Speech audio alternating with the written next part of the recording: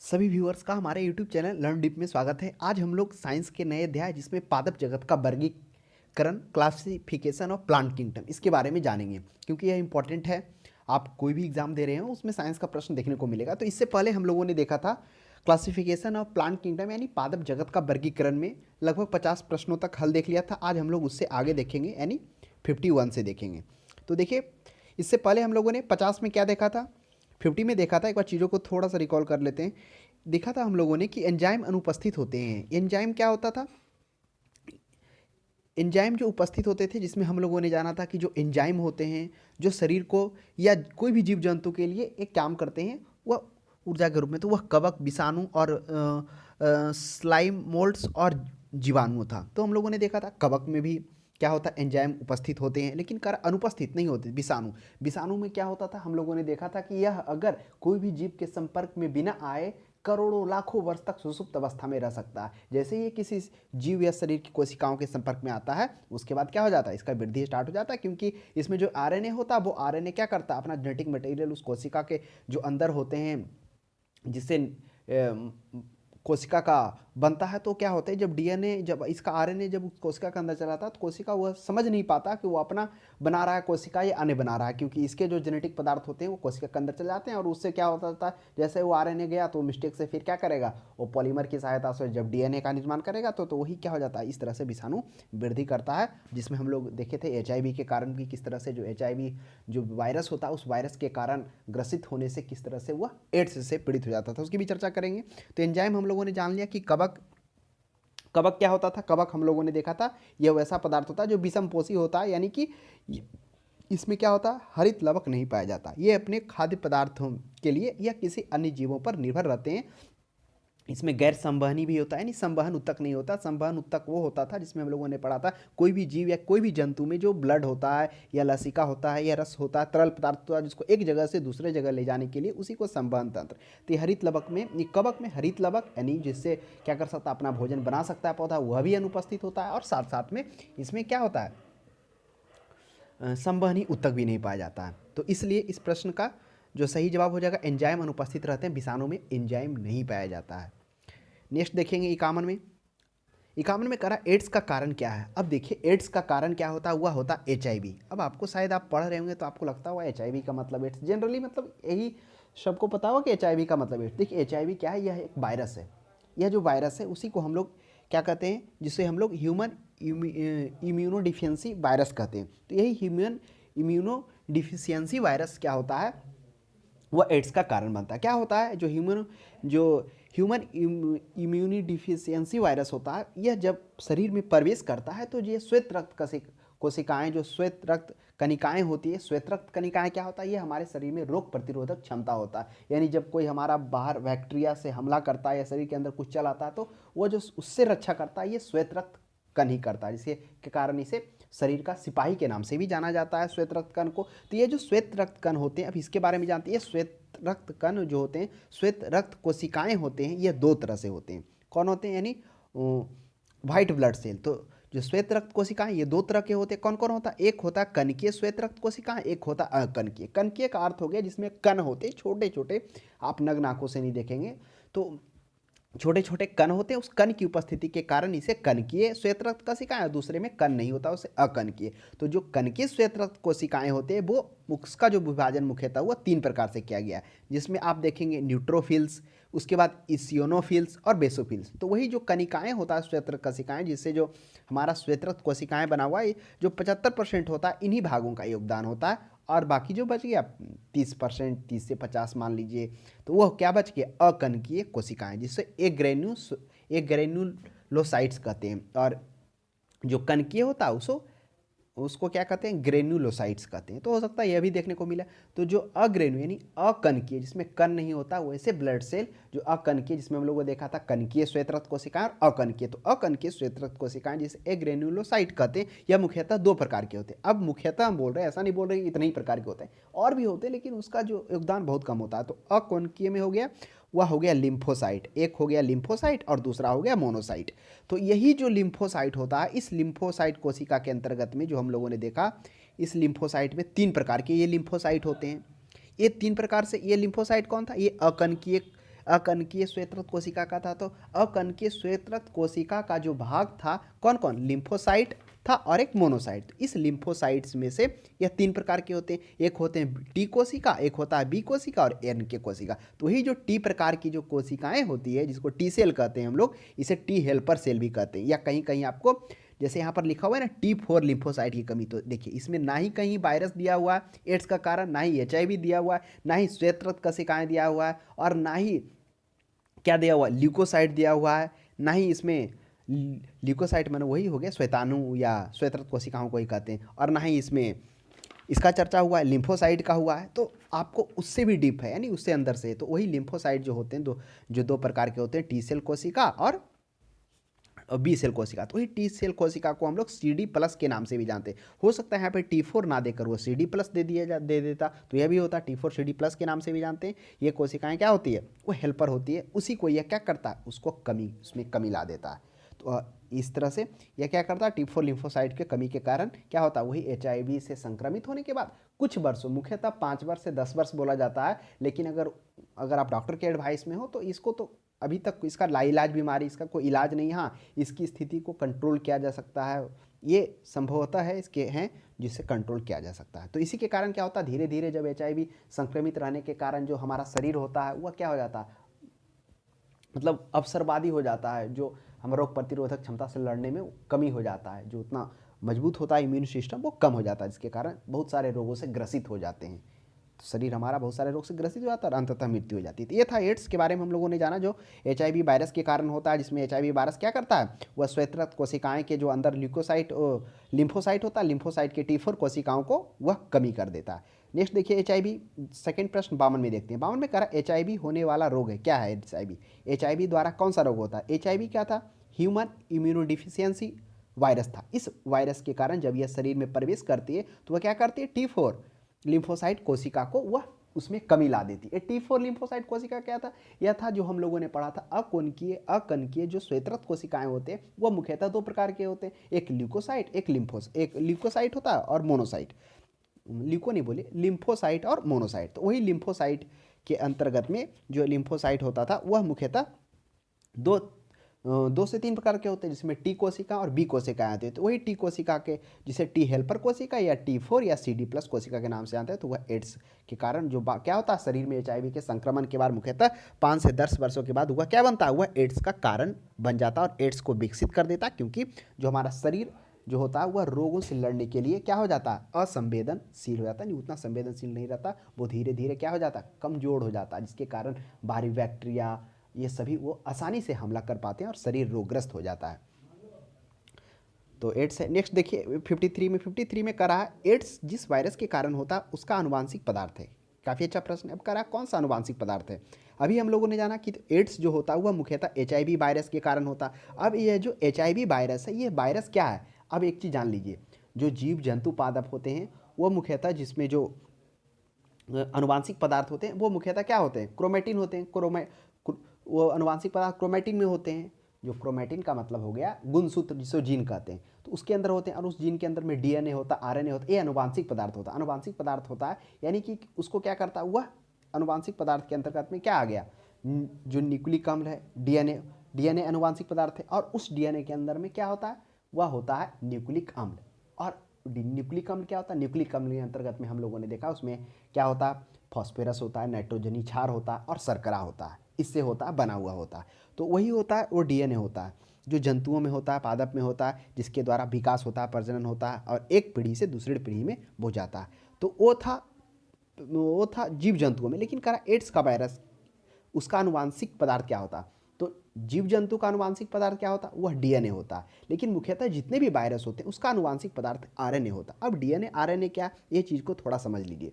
हमने बोला कि मुख्यतः जो होते हैं शर्करा 2 प्रकार के होते हैं, एक हो गया राइबोन्यूक्लिक एसिड हो गया, एक RNA हो गया, है ना। तो ये राइबोन्यूक्लिक RNA राइबोन्यूक्लिक एसिड हो गया और DNA हो गया डीऑक्सी राइबोन्यूक्लिक एसिड। तो ये 2 तरह के होते हैं। तो अब जो होते हैं न्यूक्लिक अम्ल होते हैं, उस न्यूक्लिक अम्ल, ये न्यूक्लिक अम्ल कहाँ होता है, यानी कोशिका के केंद्र में जो न्यूक्लिक अम्ल होता है, न्यूक्लियस में होता है, ये न्यूक्लिक अम्ल मुख्यतः जो होते हैं वह जो बने होते हैं नाइट्रोजनी क्षार से, शर्करा से और फॉस्फेट से बने होते हैं।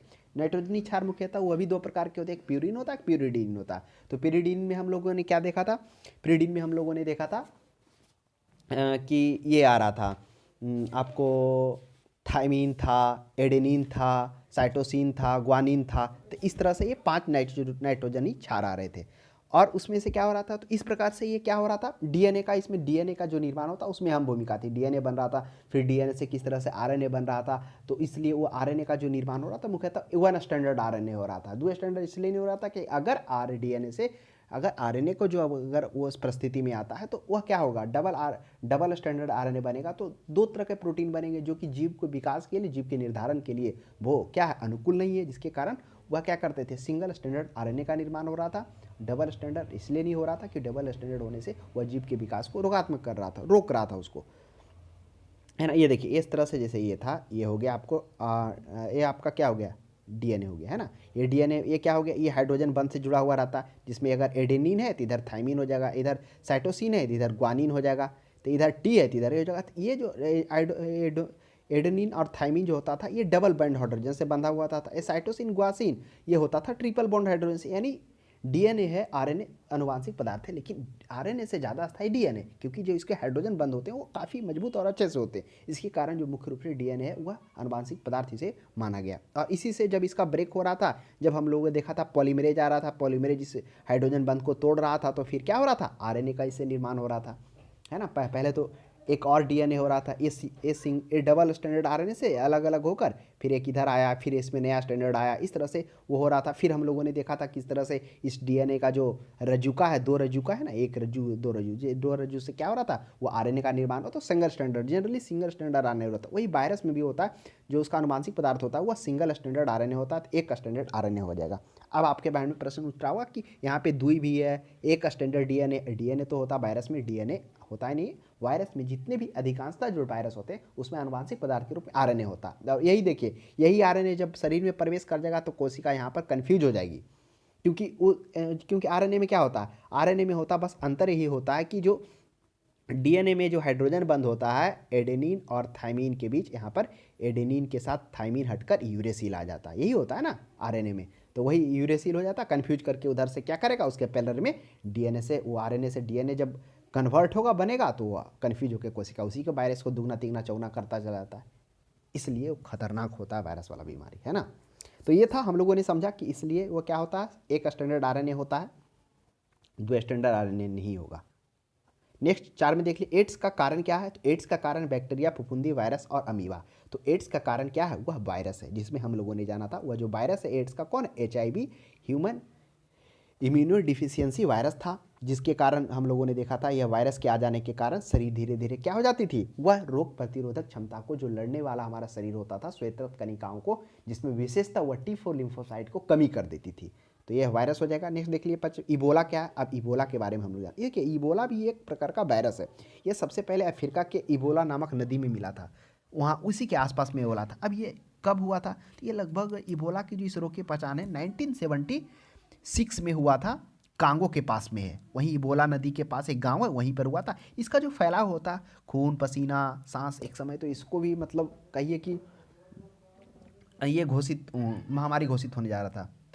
तो फिर इसका धीरे धीरे करके क्या हुआ, इलाज हुआ है। अगर इबोला की बात की जाए तो वह 1976 में हुआ था, ध्यान में रखिएगा। नेक्स्ट प्रश्न देखिए, एड्स 56 में है, एड्स फैलता है, एड्स कैसे फैलता है। अब हम लोगों ने तो जान लिया कि एड्स क्या होता है, एड्स में कौन सा वायरस होता है, जिसमें हम लोगों को जाना HIV वायरस होता है। इस HIV वायरस के शरीर में प्रवेश करने के कारण क्या हो जाती है, जो हमारे श्वेत रक्त कोशिकाएं होती है उसमें कमी आने लगती है। वह कमी किस लिए आता है, क्योंकि यह T4 लिम्फोसाइट में कमी कर देता है। अब क्या हो जाता है T4 लिम्फ, अब ये फैलता कैसे, मनुष्य में जाता कैसे, तो मुख्यतः जो है यौन संबंध, जिसको हम लोग बोलते हैं सेक्स बोलते हैं, शारीरिक संबंध बनाने से और वो रक्त का संचार होने से। यानी आपका कोई ब्लड है, जो सिरिंज है, अगर कोई अन्य व्यक्ति उस सिरिंज से दिया गया है, उसको निडल को ना डिफ्यूज करके अगर आप में अलग व्यक्ति में लगा दिया गया हो, या फिर किसी तरह से जो ब्लड का है क्या हो गया, ट्रांसफ़र हो गया, उस परिस्थिति में भी हो सकता है। तो ध्यान में रखिएगा, यहाँ पर तो सिर्फ शारीरिक संपर्क है, यानी कि सेक्सुअल रिलेशनशिप, तो शारीरिक संबंध हो जाएगा। नेक्स्ट देख लीजिए, विषाणु में क्या होता है, काफ़ी अच्छा प्रश्न है। अभी हम लोगों ने जाना कि विषाणु जो होते हैं मुख्यतः सिंगल स्टैंडर्ड आरएनए होता है, और जो आरएनए होता है उसमें वही उसके लिए अनुवांशिक पदार्थ होता है, और वही अनुवांशिक पदार्थ जब कोशिका में आता है तो कोशिका के अंदर जैसे ही आता है तो कोशिका क्या हो जाती है, कन्फ्यूज कर जाती है। क्योंकि आरएनए में भी जो हम लोगों ने देखा था कि अंतर क्या ही होता है, जो डीएनए में होता है, जो हाइड्रोजन बंद एडेनिन होता है वो थाइमिन से जुड़ा हुआ था, और वही जो आरएनए में होगा वह एडेनिन के साथ यूरेसिल आ जाता है। तो अब यूरेसिल के कंपेयर्ड वाला जो हो जाएगा, इसके कंपेयर्ड वाला क्या हो जाएगा, डबल बॉन्ड में इधर ए आ जाएगा, उधर साइटोसिन ग्वानिन चलेगा। इसी के कारण वह क्या होता है, कोशिकाएं जो होती है वो दुगना तिगना वृद्धि करते चल जाती है, क्योंकि ये मुख्यतः अनुवांशिक के पदार्थ में जाकर ये डायरेक्ट उसको इफेक्ट करता है। तो विषाणु में क्या होता है, अब प्रश्न में है ऑप्शन में प्रोटीन और लिपिड, दूसरा में न्यूक्लिक एसिड और प्रोटीन, लिपिड और कार्बोहाइड्रेट, इस सभी को हम लोग समझते हैं। देखिए पहला है प्रोटीन और लिपिड। ये देखिए प्रोटीन होता है मुख्यतः पादप में भी और मनुष्य की भी कोशिकाएं होती है जो इसमें निर्मित होती है। लिपिड में क्या हो गया, लिपिड के अंतर्गत वो होते हैं जिसमें क्या हो गया, कार्बन हो गया, हाइड्रोजन हो गया, ऑक्सीजन, ये सभी के जो यौगिक होते हैं वो क्या होते हैं, लिपिड होते हैं। तो कोशिका जो झिल्ली होती है ना कोशिका की, वह इसी से बनी होती है, और चूंकि विषाणु में तो कोशिका झिल्ली होती है नहीं है, तो स्वाभाविक सी बात, तो ऑप्शन नंबर 1 रिमूव हो गया। अब 2 में आ जाइए, न्यूक्लिक एसिड और प्रोटीन। अभी हम लोगों ने जाना था कि न्यूक्लिक एसिड मुख्यतः 3 प्रकार के होते हैं। पहला हम लोगों ने देखा था कि शर्करा होता है, जिसमें पेंटोस शर्करा हम लोगों ने देखा था। उसके बाद दूसरा नाइट्रोजनी क्षार। नाइट्रोजनी क्षार में हम लोगों ने देखा था कि नाइट्रोजनी क्षार भी क्या होते हैं, यह भी 2 प्रकार के होते हैं, एक प्यूरिडीन और एक क्या था, प्यूरिडीन था, एक पिरिडीन था, जिसमें हम लोगों ने देखा था क्या होता है नाइट्रोजनी क्षार में। अब पिरिडीन के अंतर्गत, पिरिडीन भी 3 प्रकार के हो रहे थे। पिरिडीन जिसमें क्या यूरेसिल आ रहा था, थाइनिन आ रहा था और साइटोसिन आ रहा था, ये 3 प्रकार के आ रहा था। और जो प्यूरिन था ये भी 2 प्रकार के आ रहा था, एडेनिन और ग्वानिन आ रहा था, है ना, एडेनिन और ग्वानिन इस तरह से था। तो ये हो गए नाइट्रोजनी क्षार हो गए। तो ध्यान में रखिएगा, एडेनिन ग्वानिन ये प्यूरिन के अंतर्गत में, पेरिडीन के अंतर्गत में 3 में, तो ये नाइट्रोजनी क्षार। उसके बाद तीसरा फॉस्फेट। तो इस प्रकार से ये न्यूक्लिक एसिड इस पर बना हुआ। और प्रोटीन, प्रोटीन तो मुख्यतः जो आप समझ ही रहे हैं, जो प्रोटीन होता है, जो प्रोटीन का निर्माण होता है, ये भी होते हैं जो हाइड्रोजन का होता है ना, मोनोसेक्राइड, उससे छोटे छोटे से बनते हैं। तो ये हो गया। अब न्यूक्लिक एसिड, तो न्यूक्लिक एसिड मुख्यतः जो होते हैं, हाँ आप ये कह सकते हैं कि जो न्यूक्लिक एसिड है, अब न्यूक्लिक एसिड तो उसमें भी पाया जा रहा था अनुवांशिक के रूप में, हाँ वो बात अलग है कि उसमें आरएनए था विषाणु में, है ना। तो संभावना तो ये बन रहा है कि क्या हो सकता है, न्यूक्लिक एसिड उसमें पाया जा सकता है। लेकिन प्रोटीन का बात आ रहा है, तो क्या होगा, क्या प्रोटीन वायरस में आ रहा था, तो प्रोटीन, हाँ तो प्रोटीन का भी प्रोबेबिलिटी बनता है। अब आ जाइए, चलिए 2 को रहने देते हैं, आगे बढ़ते हैं। लिपिड और कार्बोहाइड्रेट, कार्बोहाइड्रेट उसमें नहीं पाया जाता, लिपिड तो मुख्यतः होता ही नहीं, क्योंकि लिपिड और प्रोटीन हम लोग मुख्यतः कोशिका झिल्ली में वो पाया जा रहा था जो कार्बन हाइड्रोक्साइड से बन रहा था, ये भी नहीं होगा। कार्बोहाइड्रेट और न्यूक्लिक एसिड, हाँ न्यूक्लिक एसिड जरूर था, न्यूक्लिक एसिड में जिसमें आरएनए था उसका अनुवांशिक के रूप में, वायरस के रूप में मुख्यतः होता है, जो कोशिका जो शरीर के अंदर प्रवेश करता है, तो न्यूक्लिक एसिड तो है लेकिन कार्बोहाइड्रेट नहीं। तो ऑप्शन नंबर बी हो जाएगा, न्यूक्लिक एसिड और प्रोटीन विषाणु में पाया जाता है। नेक्स्ट देख लीजिए, सार्स क्या है, सार्स एक प्रकार का क्या, यह भी एक प्रकार का रोग है, जो क्या होता है, यह भी विषाणु से ही फैलता है। तो आइए इसके बारे में थोड़ा जानते हैं। इसे इसका इंग्लिश होता है सीवियर एक्यूट रिस्पिरेटरी सिंड्रोम, यही होता है। क्या होता है, सीवियर एक्यूट रिस्पिरेटरी सिंड्रोम होता है। इसमें मुख्यतः बुखार इसमें काफ़ी बुखार आ जाता है, मांसपेशियों में दर्द, सुस्ती, खांसी, गले में खरखरा, इसमें जो लगभग जो बुखार होता है वह 100 डिग्री फ़ारेनहाइट से ऊपर ही चला जाता है। तो ध्यान में रखिएगा, सांस जब हो जाता है ये बीमारी, तो मुख्यतः सांस में तकलीफ, निमोनिया इत्यादि होने का ज़्यादा प्रोबेबिलिटी हो जाता है। अगर आप वही देखेंगे कि 2002 से 4 में जो था, जो सार्स रोग था, वह काफ़ी मतलब फैला था 2002 से 4 के बीच में। सबसे पहले यह 2002 में चीन में ही होता है। और कोरोना का भी जो हाल में जो अभी चल रहा है लेटेस्ट, तो उसका भी हम लोगों ने ये जाना कि चीन से ही वो क्या हुआ, फैला हुआ है। तो ये 2004 के बीच लगभग 8,000 प्लस लोग संक्रमित हुए थे। जो ऑफिशियल डाटा उसमें 774 लोगों की मृत्यु होने की खबर थी, लेकिन फिर इसका इलाज निकला, धीरे धीरे ये कंट्रोल हुआ। तो ये विषाणु जनित रोग हो जाएगा। नेक्स्ट देख लीजिए, खसरा निम्नलिखित में से संक्रमण के कारण होता है। काफ़ी अच्छा प्रश्न है। अब खसरा क्या होता है, थोड़ा सा हमें ये समझेंगे कि खसरा क्या होता है। यह भी मुख्यतः विषाणु से होने वाला रोग है। खसरा जो होता है श्वसन के माध्यम से फैलता है, ये छींकने से, खांसने से। जो खसरा होता है यह मुख्यतः जो होता है कफ, इसमें क्या हो जाता है, इसके जो लक्षण होते हैं खसरा होने पर, इसमें कफ आ जाएगा, उसके बाद नेत्र श्लेष्मा हो जाएगा, यानी आंखें लाल हो जाएगी, पानी बहता रहेगा, बुखार 104 से ऊपर ही रहेगा। तो ये चीज़ ध्यान में रखना है। जो खसरा होता है वह एक संक्रमण बीमारी है और मुख्यतः इसमें जो होता है आपको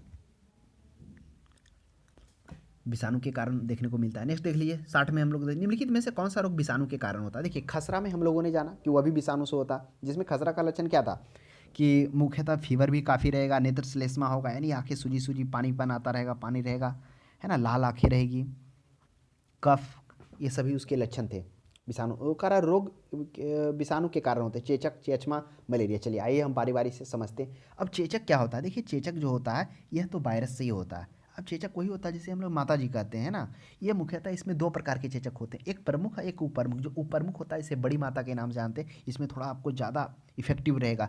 जो होता है वह हेयर रोल यही होता है, वह जो होता है वह रोला होता है, वह है रोला, ये प्रमुख, और ये वेरेला एक होता है उपप्रमुख। तो वेरेला प्रमुख होता है जो काफ़ी इफेक्टिव होता है, जो ज़्यादा असरदार होता है, इसे बड़ी माताजी कहते हैं, और छोटी होता है। तो चेचक जान लिया विषाणु से होता है। एचमा होगा, एचमा विषाणु से नहीं होता है। ये एचमा को हम लोग टीबी, तपेदिक ये सब में जान सकते हैं। एचमा को क्षय रोग यही इसी को कहते हैं जो हवा से फैलता है। मलेरिया हो गया, मलेरिया तो मादा एनोफिलीज मच्छर के काटने से होता है। हैजा क्या होता है, हैजा कॉलरा को हम लोग कहते हैं, है ना। तो इस प्रश्न का रोगाणु के कौन सा रोग विषाणु कारण होता तो वह हो जाएगा चेचक हो जाएगा। तो ध्यान में रखिएगा क्योंकि ये प्रश्न कभी कभी पूछ दिए जाते हैं तो आप कंफ्यूज होकर क्या करिएगा, कुछ और मार दिएगा। तो इसलिए हम उन चीज़ों को भी देखते चल रहे हैं जो अन्य ऑप्शन में है। 61 में देख लिए जंतुओं में होने वाली फुट एंड माउथ, यह भी काफ़ी अच्छा प्रश्न है। चलिए कौन कौन देख लिए, खसरा देख लिए हम लोग, चेचक देख लिए, दोनों विषाणु से हो रहा था। इस चेचक को हम लोग बड़ी माता छोटी माता के भी नाम से जान रहे हैं, जनरली ये जो आम भाषा जो बोला जाता है लोग। अब जंतुओं में फुट एंड एथलीट, फुट किसके कारण, यह भी विषाणु के कारण होता है। देखिए इसमें क्या होता है, जो फुट एंड एथलीट, फुट से ही पता चल रहा है, मुंह और माउथ, फुट मैंने पैर और माउथ, यानी दोनों जगह ये संक्रमण होता है। वायरस वायरस 2 से 6 दिन तक इसमें क्या होता है, तेज बुखार होता है। इसके बाद मुंह के अंदर और पैरों के में छाला पड़ जाता है जो फट जाते हैं, जिसको फट जाने के कारण लंगड़ापन पैदा हो सकता है और फिर उसके बाद मृत्यु का भी कारण बन सकता है। तो यह विषाणु के कारण होता है। अब देखिए आलू में मोजैक रोग का कारक कौन सा है। देखिए आलू में जो मोजैक रोग ऑप्शन है विषाणु, जीवाणु, फफूंदी और शैवाल। तो जो आलू में जो मोजैक रोग होता है ना वह एक प्रकार का वायरस से होता है। वह वायरस का नाम क्या है उसे हम लोग समझते हैं। तो देखिए जो पोटैटो मोजैक वायरस होता है उसी को बोलते हैं पोटैटो मोजैक वायरस होता है। ये मोहू से फैलता है ना। इसकी पत्तियां जो होती है इसमें जब ये रोग हो जाएगा, मोजैक रोग हो जाएगा आलू में, तो देखिएगा पत्तियां पूरा सिकुड़ने लगेगा, एकदम सिकुड़नेसन हो जाएगा, सिकुड़ जाएगा और पौधे का ग्रोथ रुक जाता है जैसे ये रोग होता है तो मोजैक रोग। तो इसलिए जनरली आप बाद में अगर आप देखेंगे तो वायरस से तो खासकर पादपों में जो रोग होता है वो कम देखने को मिलेगा। तो इसलिए पूछा है क्योंकि ये वायरस से हो रहा है। नेक्स्ट देखिएगा शैवाल विज्ञान। शैवाल में क्या हो जाता है, शैवालों का अध्ययन किया जाता है। तो किसका अध्ययन किया जाता है, तो स्वाभाविक सी बात है शैवालों का अध्ययन किया जाता है, जिसे हम लोग शैवालों का अध्ययन को फाइकोलॉजी भी कहते हैं, कवक के अध्ययन को माइकोलॉजी भी कहते हैं। तो ध्यान में रखिएगा शैवाल विज्ञान किसका अध्ययन है, शैवाल से संबंधित है। लाइकेन, हम लोग लाइकेन का अध्ययन करेंगे जिसमें हम लोग देखेंगे किस तरह से कवक और शैवाल, जो मुख्यतः कवक शैवाल को रहने के लिए आश्रय देता है और शैवाल जो है उसको खाना बनाकर देता है, और शैवाल के लिए ये देता है, उसको खनिज देगा, पानी देगा, लवण देगा। तो इस तरह से इस दोनों का जो सहजीवन है उसी को हम लोग फिर आगे देखेंगे। इसको हेलोटिज्म के जो इसका सहजीवन है ना, इस तरह से जो सहजीवी संबंधी, इसको हेलोटिज्म के नाम से भी जाना जाता है। लेकिन इनको आगे हम लोग इसका विस्तार से हल देखेंगे। 64 में देख लीजिए शैवालों की कोशिका की भित्ति किसकी बनी होती है। काफ़ी अच्छा प्रश्न है। अब शैवालों की कोशिका भित्ति, शैवाल क्या है, यह तो जो शैवाल, अब देखिए शैवाल का कहाँ वर्णन हो रहा था, अब ध्यान में करिए। अब जब पादप जगत का जो वर्गीकरण था उसमें हम लोगों ने देखा था कि मुख्यतः पहले क्या होता है पादप जगत का वर्गीकरण में, पहले पादप और दो जगत का वर्गीकरण होता। अब दो जगत का वर्गीकरण किसके द्वारा किया जाता है, कैरोलस लिनियस के द्वारा, जिसमें वो पादप और जंतु में बांटते। फिर समय बीतता जाता है कि समय के साथ साथ कुछ अलग तरह के जीवों में लक्षण मिलते हैं जिसको वह पादप और जंतु से अलग कर उसका नाम देता है प्रोटेस्टा। प्रोटेस्टा तो अब हो गया जंतु, पादप और प्रोटेस्टा जो हेकले के द्वारा जाता। फिर समय बीतता जाता, तब वह जब उस पर अध्ययन करते रहते हैं तो देखते इन तीनों के अलावा एक विशेष तरह के लक्षण और प्रकट कर रहे हैं जीव, तो उनको एक अलग उसका वर्गीकरण करते, एक अलग नाम का जो मोनेरा होता। फिर लास्ट में फिर देखते हैं इन चारों के अलावा एक अलग तरह के विभिन्न लक्षण और गुण वाले मिल रहे हैं तो उसको कवक में रखता है, जिसको वीएच व्हिटेकर के द्वारा 1969 ईस्वी में 5 जगत का वर्गीकरण किया गया था, वही आधुनिक वर्गीकरण है। तो उसी में से है शैवाल। अब देखिए जो पहला था मोनेरा था जो यूकैरियोटिक था। इस यूकैरियोटिक के अंतर्गत में जो क्या आ रहा था, यूकैरियोटिक, यूकैरियोटिक नहीं बोलिए, प्रोकैरियोटिक, मिस्टेक से बोल दिए। जो मोनेरा है वह प्रोकैरियोटिक आ रहा था, प्रोकैरियोटिक जिसमें केंद्रक नहीं होता है।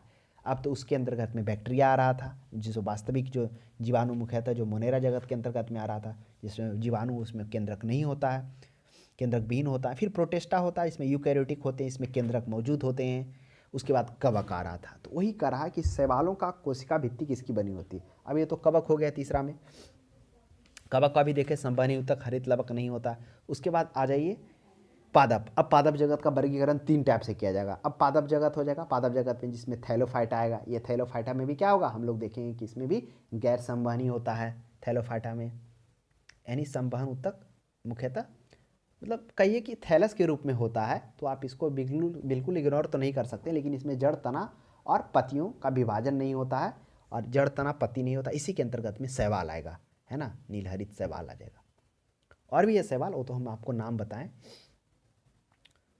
जिसका उदाहरण क्या है, थैलोफाइटा का शैवाल। तो ही कह रहा कोशिका भित्ति, जो इसकी कोशिकाएं होती है वह क्या होती है, सेलुलोज की बनी होती है। ये सेलुलोज जो होता है इसे दृढ़ात्मक प्रदान करता है, थोड़ा कठोर होता है, संरचनात्मक दृढ़ि से प्रदान करता है। तो ध्यान में रखिएगा पादप कोशिकाएं की कोशिका झिल्ली, है ना, जो होती है। देखिए कोशिका भित्ति क्या होता है, थोड़ा समझिए। जैसे एक कोशिका था, कोशिका के बाहर हम लोगों ने देखा था जंतु पादप की जो कोशिकाएं थे, उसमें हम लोगों ने देखा था कि उसके अंदर एक कोशिका झिल्ली होती थी।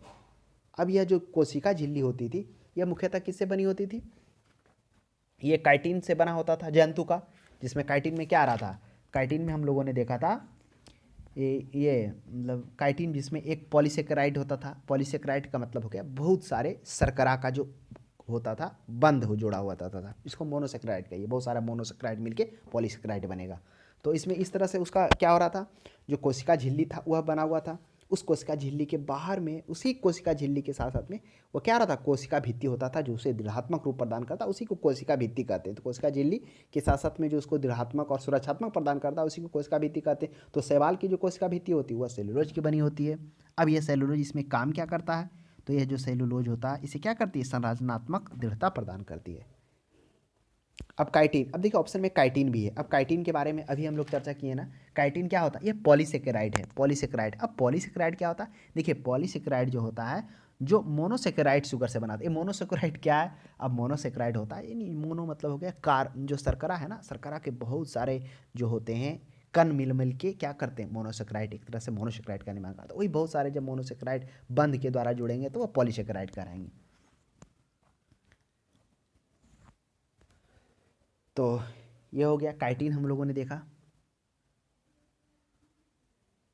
ऑर्थोपोडा का जो बाहरी कंकाल होता है ना, ये काइटिन का ही बना होता है। अब देखिए 5 में हम लोग देखते हैं, 5वां में अब कह रहा हाइड्रा का स्त्रावी कोशिका में कौन सी सहजीवी शैवाल होता है। अब सहजीवी, सहजीवी शैवाल का मतलब हो गया, देखिए ये 3 तरह के होते हैं, परजीवी, सहजीवी और एक होता है ये मृतोपजीवी।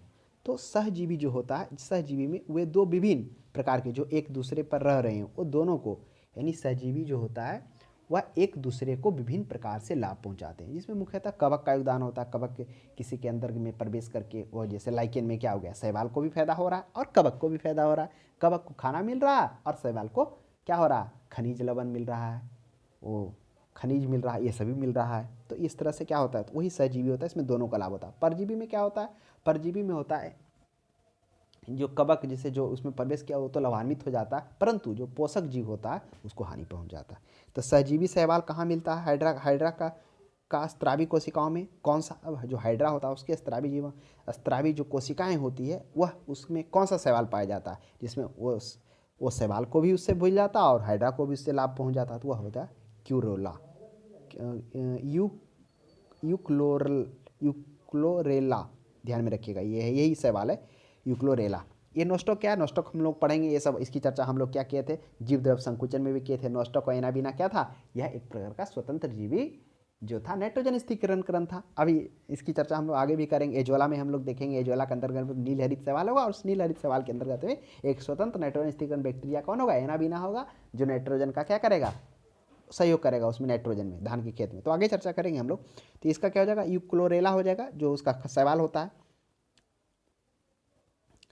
देखिए सरगासो समुद्र का नाम पड़ा है। अब सरगासो समुद्र का नाम क्यों पड़ा, देखिए सरगासो समुद्र का नाम मुख्यतः शैवाल के कारण पड़ा। अब ये सरगासो समुद्र है क्या, अब आप याद करें, ये हो गया उत्तरी अमेरिका, इसके नीचे हो गया दक्षिण अमेरिका। संयुक्त राज्य अमेरिका जो है ना, और इधर अफ्रीका है, तो यहाँ से संयुक्त राज्य अमेरिका जो हो गया, अब संयुक्त राज्य अमेरिका के बगल से क्या होता है, कौन सा धारा हो गया, ये हो गया, ये देखिए गल्फ स्ट्रीम। गल्फ स्ट्रीम यहाँ से निकल के ऐसे गुजर जाएगा गर्म जल धारा, और यहाँ पर क्या हो जाएगा, केनारी की धारा, ये भी गर्म जल धारा, और नीचे हो जाएगा विषुवतीय उत्तरी धारा। तो इन तीनों के बीच में, यही इसका मतलब डायग्राम, इसी के बीच में सरगासो समुद्र है। तो हम ये आपको बताएं कि है कहाँ, तो ये आप देखेंगे कहाँ, उत्तरी अमेरिका के, संयुक्त राज्य अमेरिका के बगल से इधर से क्या हो गया, गल्फ स्ट्रीम गर्म जल धारा इधर बढ़ गया, उधर कहाँ अफ्रीका रूस की तरफ पड़ गया, और यहीं से अफ्रीका के बगल में कैनारी की धारा, नीचे विषुवतीय उत्तरी धारा रहेगा, और बीच में सरगासो समुद्र बनेगा। वहाँ पर शैवाल होता है, उस शैवाल की उपस्थिति के कारण इसको क्या कहा गया, सरगासो कहा गया है।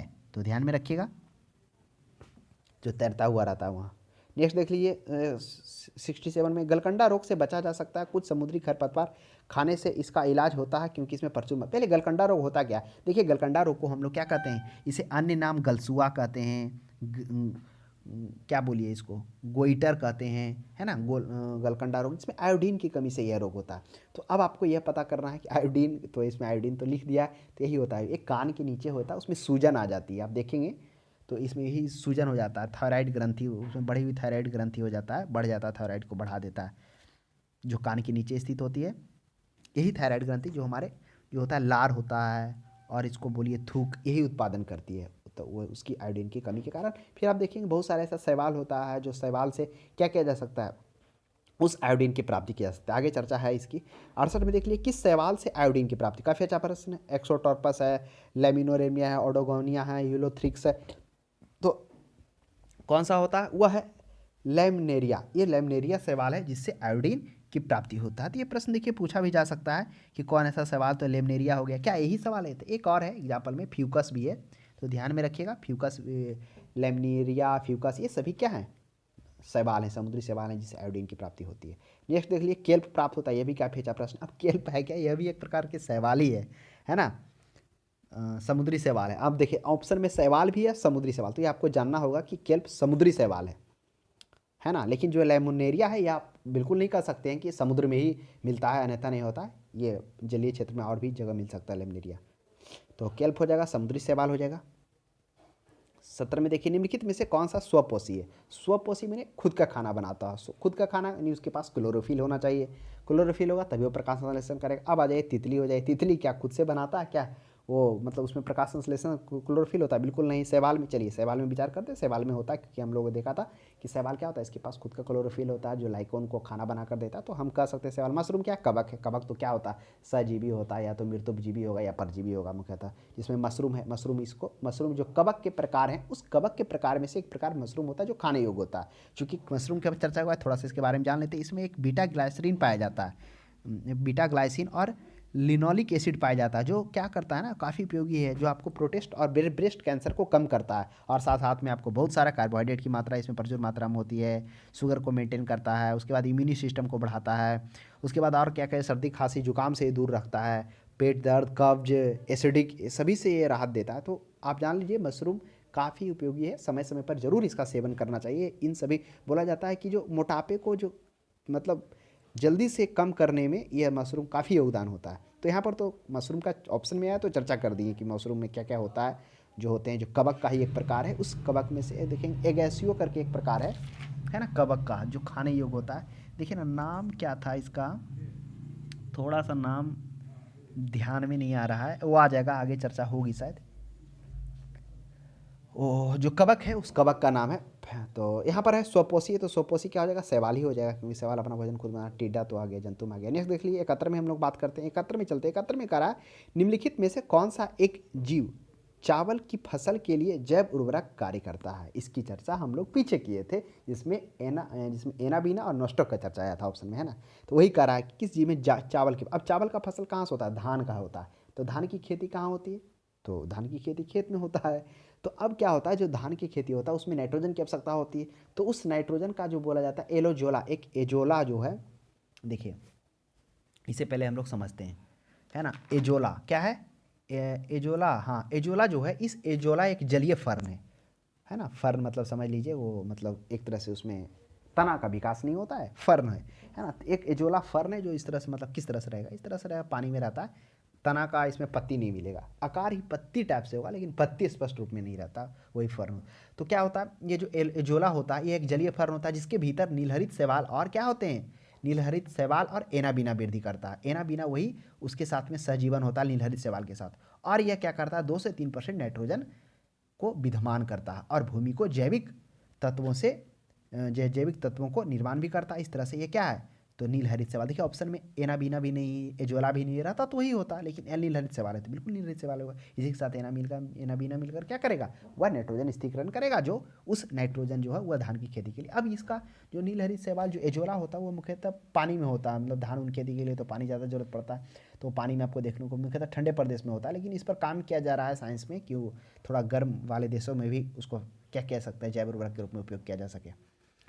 नेक्स्ट देख लिए 72 में, अंतरिक्ष कार्यक्रम में ऑक्सीजन की आपूर्ति को नियंत्रित करने के लिए प्रयुक्त किया जाने वाला एक कोशिकीय शैवाल। अब कह रहा अंतरिक्ष कार्यक्रमों में, जो अंतरिक्ष में जाते हैं, अब आपको मालूम होगा अंतरिक्ष स्टेशन भी बन गया है, तो वहाँ पर किस तरह से क्या कह सकता है, ऑक्सीजन की आपूर्ति को नियंत्रण करने के लिए प्रयुक्त किया जाने वाला एक कोशिकीय शैवाल कौन सा है, तो एक कोशिकीय शैवाल, इसमें सभी शैवाल हैं जिसमें यूलोथ्रिक्स है, कौन है,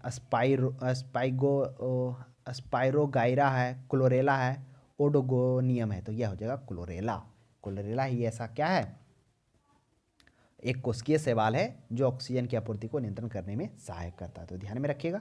नेक्स्ट पॉइंट देखिए, लाल सागर का लाल रंग किसकी उपस्थिति के कारण पड़ा। अब ये लाल सागर है कहाँ, अब इसको लाल सागर पहले समझ लीजिए, ये इधर अरब है, इधर क्या है अफ्रीका है, यहीं के बीच में लाल सागर है, अरब और अफ्रीका के उत्तर अफ्रीका में, नीचे में नहीं जाइए ऊपर भाग में, तो वहीं पे लाल सागर है। अब लाल सागर का नाम क्या होगा, वहाँ पर शैवाल है। अब कौन सा शैवाल है इसकी चर्चा हम लोग करते हैं। अब शैवाल की बात की जाए तो देखिए इसका जो नाम है शैवाल का वह क्या है, वह टाइकोडेमेसियम शैवाल होता है। ये लाल रंग का होने के कारण ये जो इसका लाल सागर नाम पड़ा है, तो ध्यान में रखिएगा। टाइकोडेस्मियम शैवाल होता है जो तैरता हुआ रहता है। अब नेक्स्ट प्रश्न है 74 में, एगार एगार किससे तैयार होता है। अब एगार एगार है क्या, अब देखिए एगार एगार नामक जो लाल शैवाल से प्राप्त किया जाता है, जो प्रयोगशाला में पौधों के संवर्धन जलीय आइसक्रीम में भी प्रयुक्त किया जाता है। तो लाल एगार एगार क्या, एक प्रकार का क्या है, यह लाइकेन है। लाइकेन तो आपको आशा करते हैं आपको पता ही, लाइकेन नहीं शैवाल बोले ना, शैवाल, एगार एगार शैवाल है ना, शैवाल है जो प्रयोगशाला में इसका उपयोग किया जाता है एगार एगार का।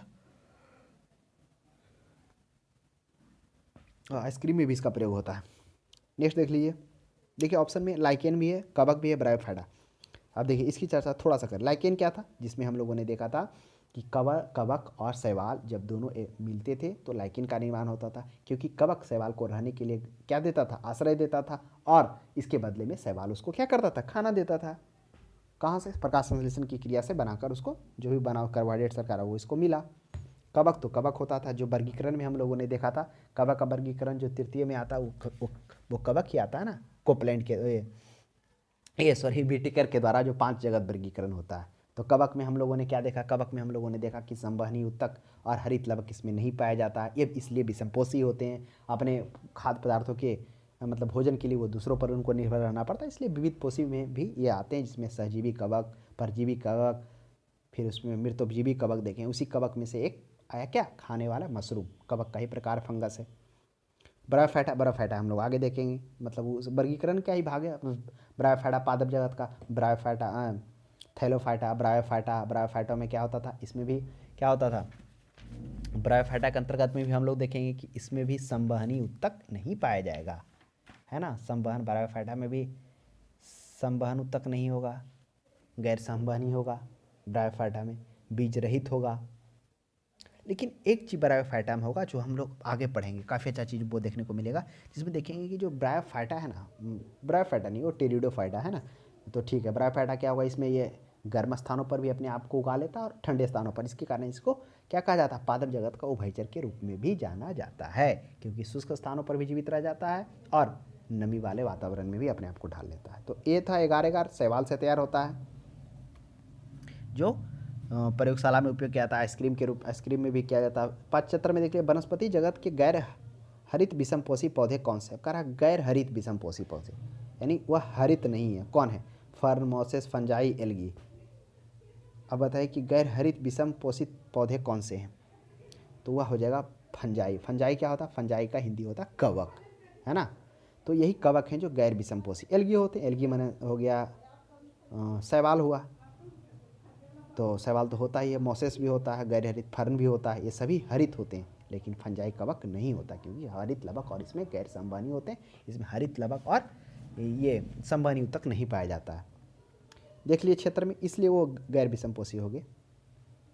मोसेस भी होता है, फर्न भी होता है। फर्न में भी हम लोगों ने देखा ना, एज वाला फर्न ही था ना, जो धान की खेती के लिए वो उपयोगी था। पानी जो रहता है ना, पानी के ऊपर छोटे छोटे छोटे एक पत्ता आकार का पतला पतला रहेगा, फैला हुआ रहेगा। फिर 76 में देखिए, कवकों की कोशिका भित्ति शैवाल किससे बनी होती है? काफ़ी अच्छा प्रश्न है। कवकों की, कवक से पहले हम लोगों ने जाना था कि शैवाल की कोशिका भित्ति जो सेलुलोज से बना हुआ था, अब कवक क्यों है? काफ़ी अच्छा प्रश्न है। तो लिपिड होगा, प्रोटीन होगा, सेल्यूलोज होगा, अब काइटिन और हेमीसेल्यूलोज होगा। देखिए, जो कवक की कोशिका भित्ति होती है, कोशिका भित्ति क्या होता है? पहले तो कोशिका का बाहर कोशिका झिल्ली होता है, पादप और जो जंतुम होता है वो क्या होता है? द्विकोशिकीय होता है, डबल लेयर होता है, कोशिका झिल्ली होता है। उसी के साथ में एक उसको जो दृढ़ता प्रदान करता है, कोशिका को दृढ़ात्मक संरचना प्रदान करता है, वो कोशिका भित्ति ही करता है। तो वह कोशिका भित्ति में जो होता है, कवक में कौन सा होता है? कवक चूंकि हम लोग जाने थे, कवक क्या है? जो आर एच व्हिटेकर के द्वारा 1969 ईस्वी में पांचजगत का वर्गीकरण किया गया, तो उन्हीं के द्वारा एक अलग इसका नामकरण किया गया, एक अलग स्थान दिया गया कवक का। जो उसका कोशिका भित्ति होता है वह होता है काइटिन से बना होता है। अब आपके माइंड में उठ रहा काइटिन क्या होता है? काइटिन अभी हम लोग चर्चा किए, यह पॉलीसेकेराइड है। अब पॉलीसेकेराइड क्या? पॉली मतलब एक या एक से अत्यधिक सेकेराइड से बना हुआ। ये सेकेराइड बनता किससे? ये सेकेराइड शर्करा से बनता है ना। मोनोसेकेराइड, बहुत छोटे छोटे सेकेराइड मिलके, बहुत सारे मोनोसेकेराइड मिलके पॉलीसेकेराइड बनाता है। तो समझ गए, तो काइटिन होता है, उसी में होता है हेमी सेल्यूलोज, तो वही हो गया सेल्यूलोज, हेमी सेल्यूलोज होता है। पूर्ण रूप से नहीं होता, तो ऑप्शन नंबर डी ही इस प्रश्न का पर्याप्त आंसर होगा।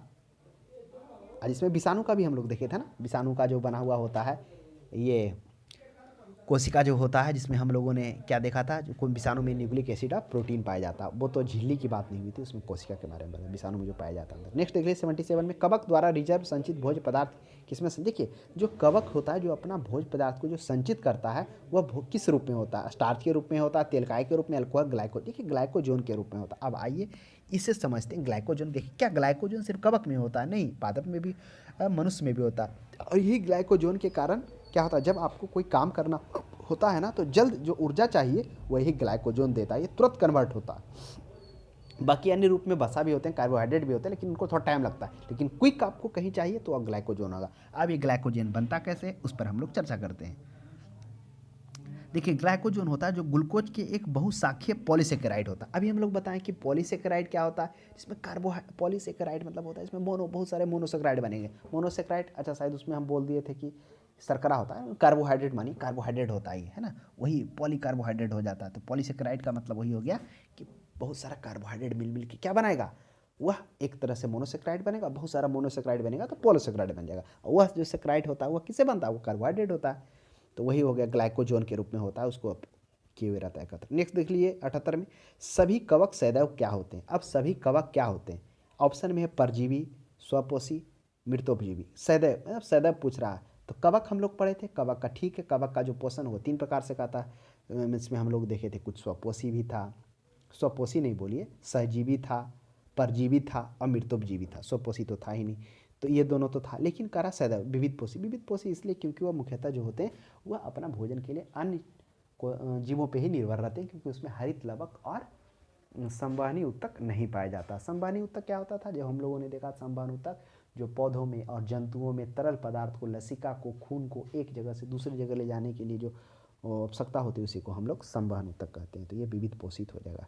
नेक्स्ट देख लिए 79 में, माइकोराइजा सहजीवी संबंध होता है। काफ़ी अच्छा प्रश्न है ये, माइकोराइजा क्या है, अब इसका हम लोग जानते हैं। देखिए, माइकोराइजा जो है एक प्रकार से यह सहजीवी है। अब किसके बीच सहजीवी है देख लीजिए, ऑप्शन में है शैवाल और ब्रायोफाइटा। अब पहले समझिए शैवाल क्या है। शैवाल हम लोगों ने देखा था किसके अंतर्गत में आ रहा था, शैवाल क्या मोनेरा के अंतर्गत में आ रहा था? बिल्कुल नहीं, मोनेरा के अंतर्गत में जीवाणु आ रहा था, जिसमें केंद्रक नहीं था, क्योंकि मोनेरा क्या था, मोनेरा नहीं कहिए, मोनेरा नहीं कहिए उसको, हाँ मोनेरा, ठीक ठीक, मोनेरा, हाँ उसमें बिल्कुल सही बोले कि उसमें यूकैरियोटिक था, उसमें केंद्रक नहीं था, इसके जीवाणु आ रहा था। प्रोटेस्टा था, प्रोटेस्टा में हम लोगों ने देखा था उसमें केंद्रक होता है ना, उसमें केंद्रक, क्योंकि उसमें केंद्रक होता है प्रोटेस्टा के अंतर्गत में। प्रोटेस्टा के बाद हम लोगों ने देखा था कवक आ रहा था। कवक क्या था, इसमें हरित लवक गैर और संवहनी ऊतक नहीं पाया जा रहा था, मतलब गैर हरित ना कहकर संवहनी ऊतक और हरित लवक इसमें नहीं था। लेकिन इसकी जो क्या थी, कवक का जो था कोशिका भित्ति, अभी चर्चा की कोशिका भित्ति कवक का ही था ना।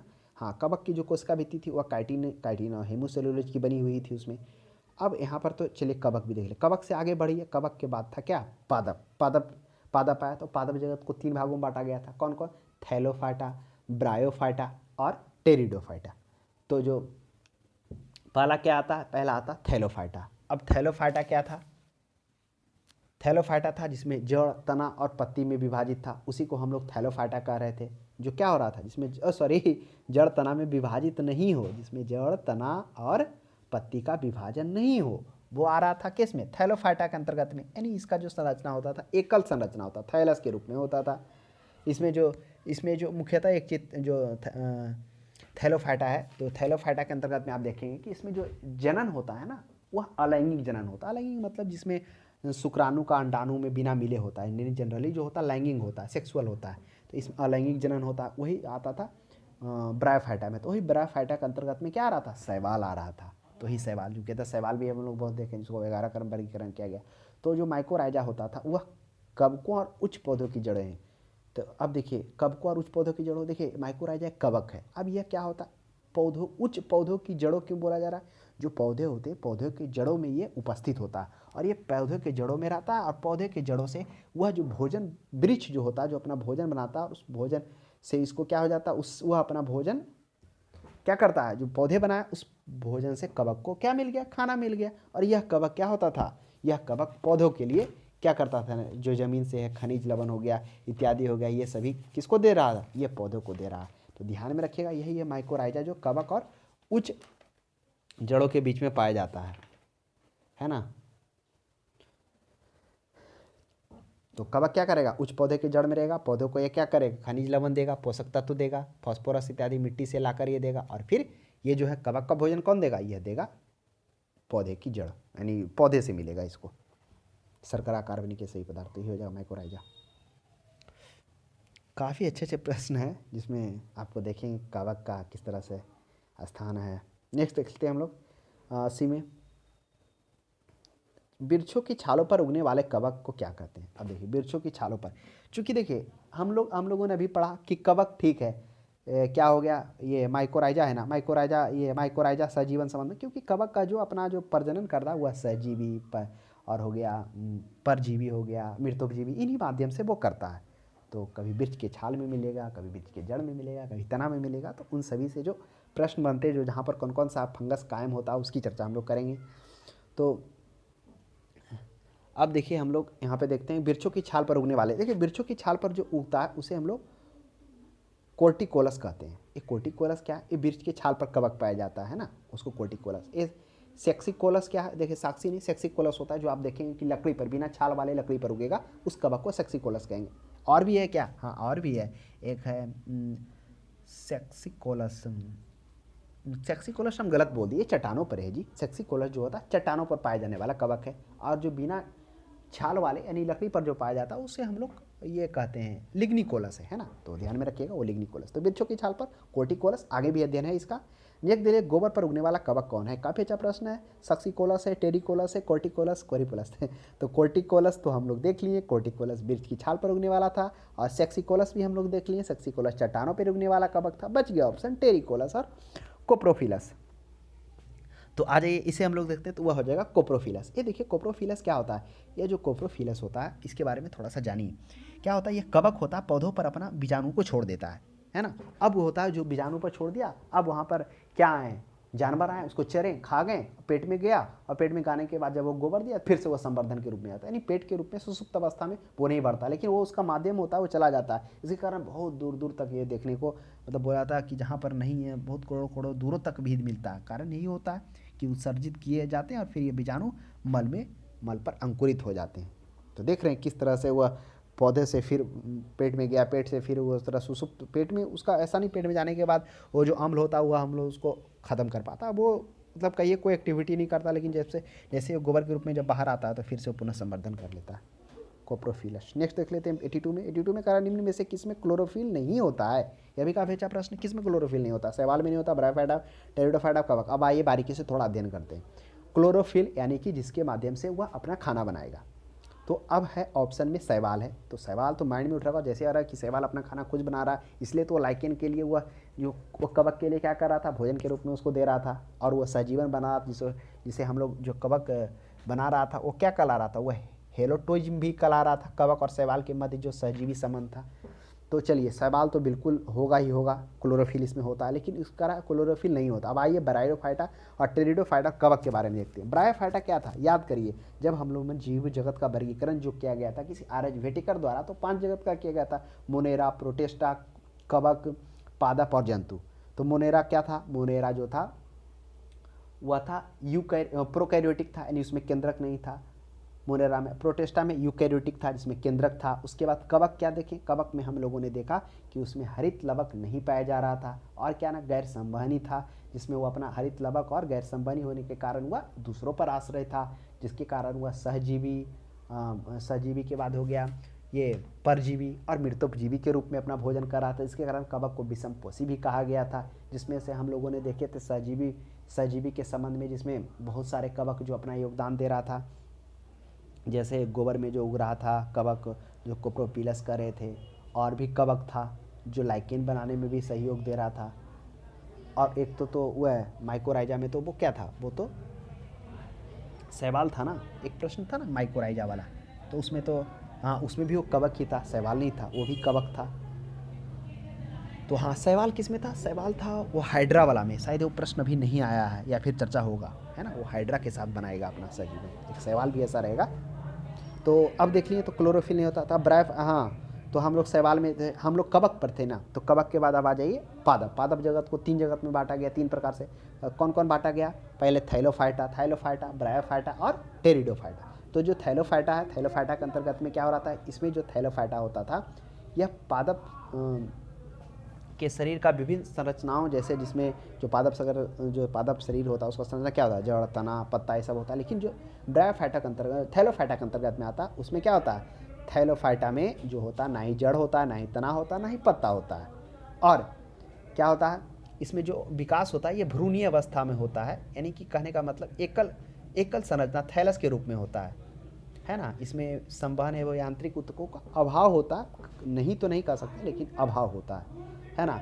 अब इसका जो इसमें जो फैलता हुआ जो मतलब ये जो प्रजनन करता है वो अलैंगिक जनन द्वारा करता है, ये अपना सहायक बीजाणु के द्वारा, नहीं छोड़ देगा वो कहीं पर जाकर, फिर धीरे धीरे विकास करेगा, है ना। तो उसकी भी है, वो भी आप देखेंगे किसमें, हाँ थैलोफाइटा है ना, थैलोफाइटा में ही हम लोग देखेंगे कि ब्रायोफाइटा है। एक मिनट, थैलोफाइटा में हो गया बीजाणु, बीज रहित होते, परंतु इसमें हाँ वो बीज रहित होते। ब्रायोफाइटा में हम लोग देखेंगे कि पोर्स के माध्यम से स्पोर होता, स्पोर के माध्यम से विकास करेगा ब्रायोफाइटा। तो थैलोफाइटा में हम लोग कहाँ था, हम लोग थैलोफाइटा में थे कि जो जनन होता अलैंगिक जनन करता। अलैंगिक जनन मतलब हो गया यानी कि जिसमें क्या होता, अंडाणु का शुक्राणु में बिना मिलने के द्वारा हो जाता है, वो किसी भी माध्यम से हो सकता है।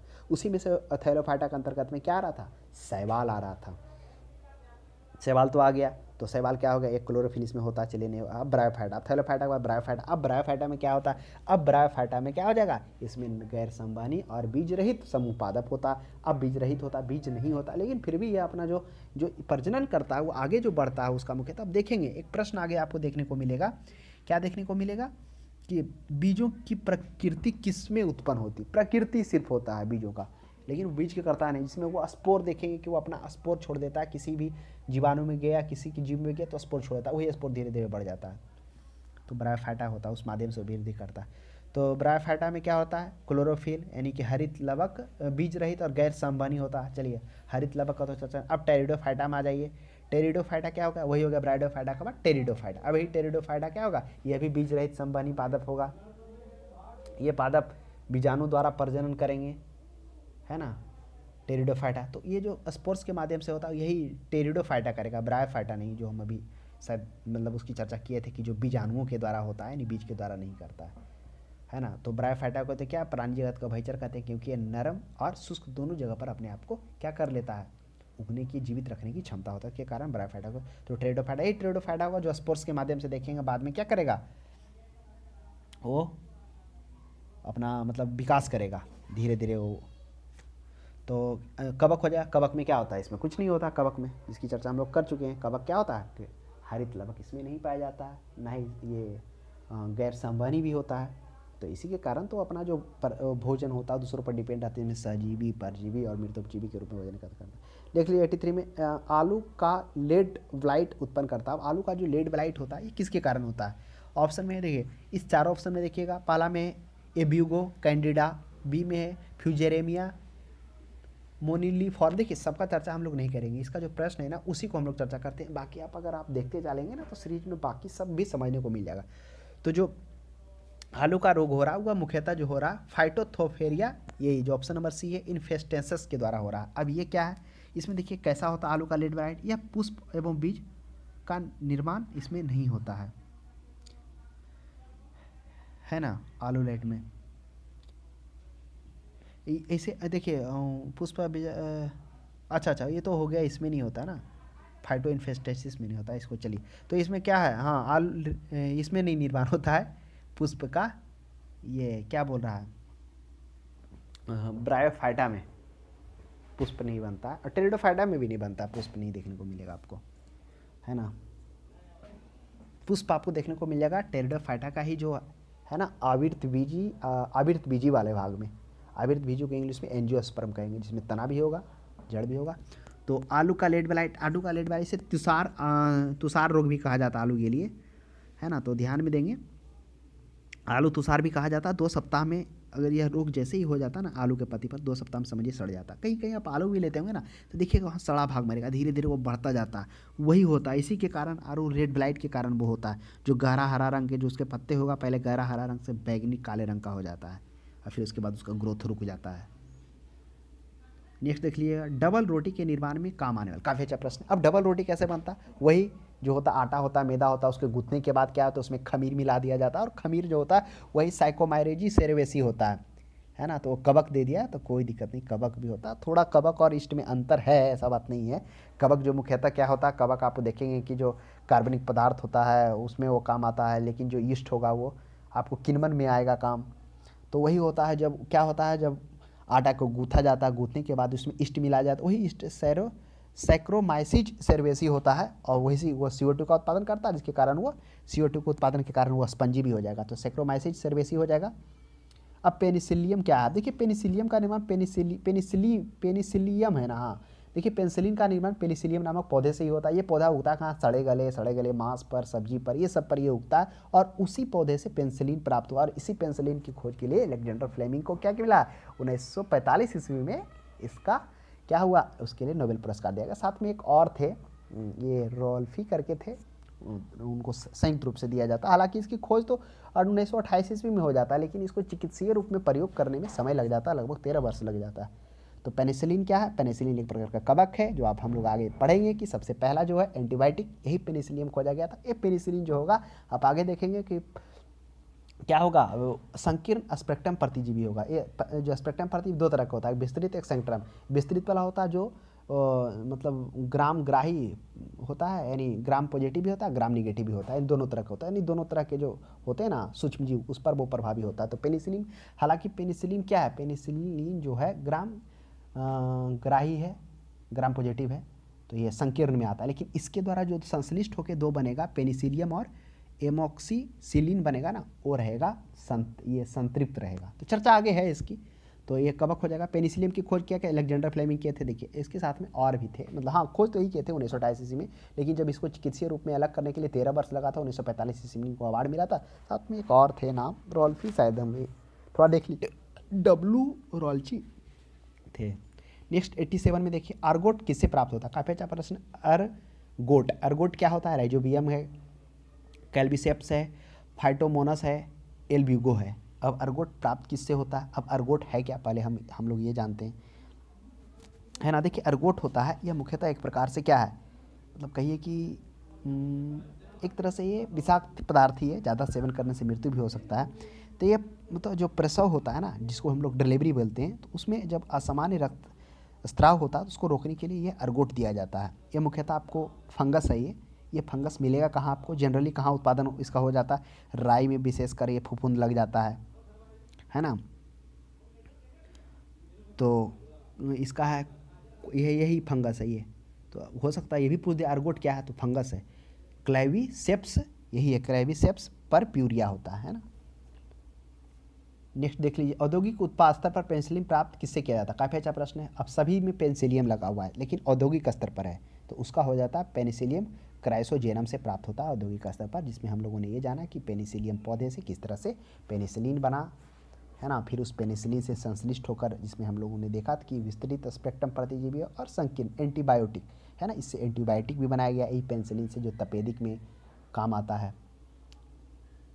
नेक्स्ट 89 में देखिए, जब गेहूँ के गूथे हुए आटे में ईस्ट कोशिकाएं, देखिए यही कोशिका, जब आटे को गूंथने के बाद उसमें ईस्ट कोशिका, फिर उसको थोड़ी देर बाद झाँप दिया जाता है, झाँपने के बाद उसमें खट्टापन आ जाता है, खट्टापन ही कोशिका का कारण होता है। अब इसमें कौन सा होता है, जो भी हम लोग चर्चा किए थे, कौन सा कोशिका होता है, सैक्रोमाइसीज होता है। सैक्रोमाइसीज सेरेसी था ना, ये था, तो ही CO2 का उत्पादन में रोटी स्पंजी बन जाता है।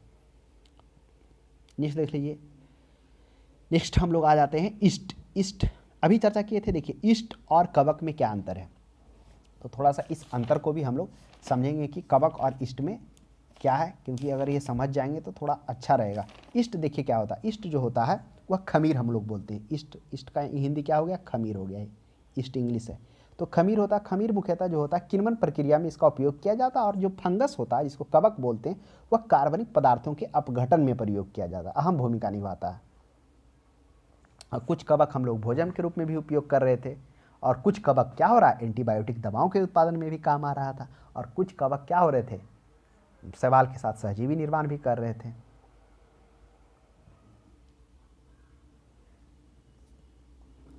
तो ये था, तो ईस्ट कायिक जनन करता है। अब करा ईस्ट कायिक जनन किस तरह से करता है, देखिए ईस्ट जो कायिक जनन वो मुकुलन से करता है। मुकुलन क्या होता है, देखिए ईस्ट क्या होता है, कोशिकाएं से बाहर, जैसे ईस्ट ये हो गया ना, कोशिकाएं से जैसे बाहर बनाने लगेगा तो थोड़ा थोड़ा अपने आप को फैलाएगा, इस तरह से प्रवर्धन करेगा, और जो मुकुल आकार का होगा हट के थोड़ा सा इसे कटकर धीरे धीरे इस तरह से, जैसे इस तरह से होगा, जैसे ये कोशिकाएं थोड़ा बढ़ाया फिर धीरे धीरे बढ़ाया, फिर ऐसे ऐसे सिंकुरन होकर यहाँ से कट के अलग हो जाएगा, है ना। तो ये इस तरह मुकुलन विधि से ये करता है, वही मुकुलन होता है, ये कहलाता है, जो क्रमशः वृद्धि करता है। तो ध्यान में रखिएगा, ईस्ट कोशिकाएं नई ईस्ट कोशिका विकसित कर लेता है अपने ही कोशिका से। नेक्स्ट देख लीजिए 91 में, निम्नलिखित में से कौन खाने योग्य कवक, अभी चर्चा हम लोग किए थे ना, जहाँ पे हम भूल चुके थे कि कौन सा कवक है जो खाने योग्य, यही है एगैरिकस, जिसे मशरूम, जो कवक हम लोग खाते हैं मशरूम के रूप में जाते हैं। मशरूम क्या था, जिसमें से हम लोगों को देखा था मशरूम में कुछ ऐसे पाया जा रहा था, जिसमें क्या बीटा ग्लाइसिन पाया जा रहा था, लिग्नोलिक एसिड पाया जा रहा था, जो ब्रेस्ट कैंसर को, स्त्रियों में ज़्यादातर ब्रेस्ट कैंसर होता है, उसको कम करने में काफ़ी इसका योगदान है। फैट को कम करने में, प्रोटीन प्रचुर मात्रा में पाया जाता है, फाइबर प्रचुर मात्रा में पाया जाता है, पेट की कब्जियत, पेट दर्द, मतलब ये एसिडिटी में कहिए, इस सबको राहत देता है, काफ़ी फायदेमंद है, तो कभी आपको सेवन करना ही चाहिए। तो ये हो जाएगा एगैरिकस। और भी इसके हैं खाने का प्रकार, एक और है, तो देखिए ना इसका बहुसी करके है, बहुसी होता है, वो काफ़ी स्वादिष्ट होता है। LSD किससे प्राप्त होता है, काफ़ी अच्छा प्रश्न, आ जाइए LSD के बारे में जानते हैं। LSD यह भी अल्कोहल से, अल्कोहल नहीं, कवक से प्राप्त होता है। अब ये LSD है क्या, अब इसके बारे में आइए थोड़ा सा हम लोग जानते हैं। देखिए LSD हो जाए, इसका हिंदी होता है लिसर्जिक एसिड डाईएथिलेमाइड। क्लियर, एल से क्या हो गया, एल से हो गया लिसर्जिक हो गया, एस से क्या हो गया, एसिड हो गया, लिसर्जिक एसिड, और डाईएथिलोमाइड, यही हो गया LSD।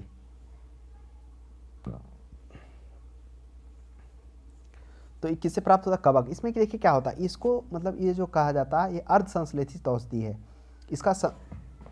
इसको खाने से जो होता है, इसका सेवन करने से क्या हो जाता है, व्यक्ति अपना संतुलन खो देता है, यानी आपको मतलब सोचने का, कुछ सोच रहे हैं कुछ, यानी वास्तविक वातावरण से बिल्कुल अलग मतलब सोचना स्टार्ट कर देता है। इसका जो सेवन हो इंजेक्शन के रूप में लोग करते हैं, इंजेक्शन लेने में, जिलेटिन के रूप में, समझिए एक तरह से यह क्या है, ड्रग्स के रूप में उपयोग कर रहे हैं लोग, किया जा सकता है इसका, क्योंकि इसको लेने से इस तरह से प्रवृत्ति देखने को मिलता है। रिसर्जिक फंगस, ये फंगस से प्राप्त होता कवक तो हम लोग देख ही लिए। इसको LSD 25 के नाम से भी जाना था। पानी अल्कोहल में आराम से मात्रा में घुल जाता है, गंधहीन होता है, कोई भी स्वाद नहीं होता है ना, गंधहीन रंगहीन हो जाता है।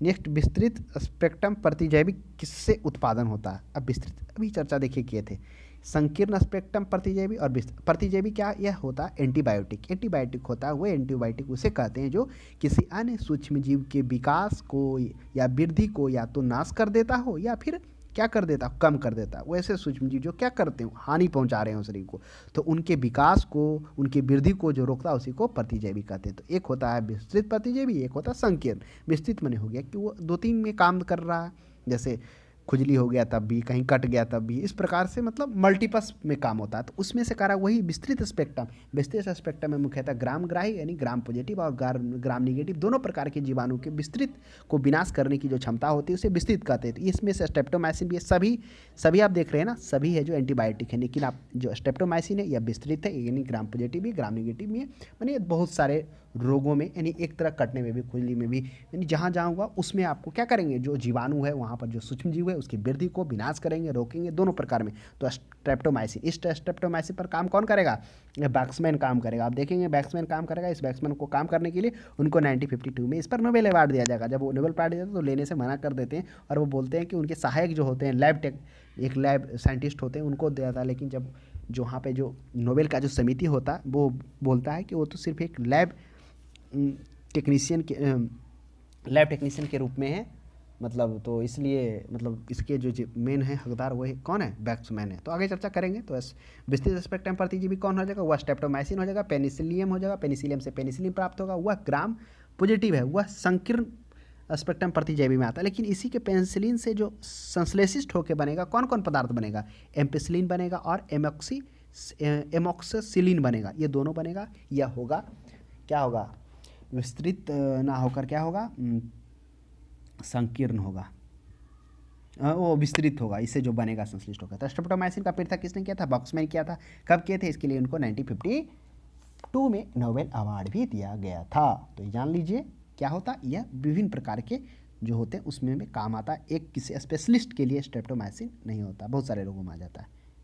नेक्स्ट देखिए टीका रोग किससे प्राप्त होता है। तो टीका रोग क्या होता है, टीका रोग होता है यह मुख्यतः कहाँ किस में होता है, यह मूंगफली में पाया जाता है। अब टीका रोग, अब ये देखिए टीका रोग जब लग जाता है ना मूंगफली के दाने पर, तो यह देखिए कोर्सपोरोपार्सनेटा होता है, कवक होता है, उसी के कारण हो जाता है। वो कवक जब लग जाता है तो पहले मूंगफली के पत्ती पर अधिक धब्बा धब्बा पूरा बन जाएगा, फिर शीघ्र ही पकने के पहले ही वो पूरा गिर जाता है, जिसके कारण फलियाँ कम होता है, छोटा विकास होता है। गन्ने में लाल सड़न रोग किससे होता है, तो यह भी देखिए कवक होता है। अब कौन सा कवक होता है गले में, इसे हम लोग जान लीजिए। गन्ने में ये होता है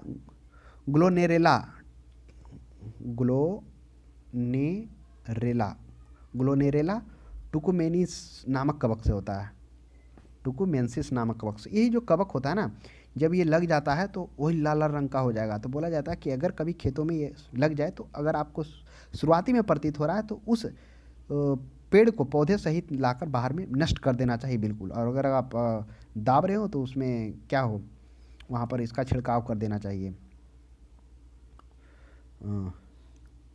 क्या बोलते हैं उसको, बीसीजी का, बीसीजी नहीं, मतलब वो एक छिड़काव जो होता है ना, क्या देखिए ना माइंड से निकल गया।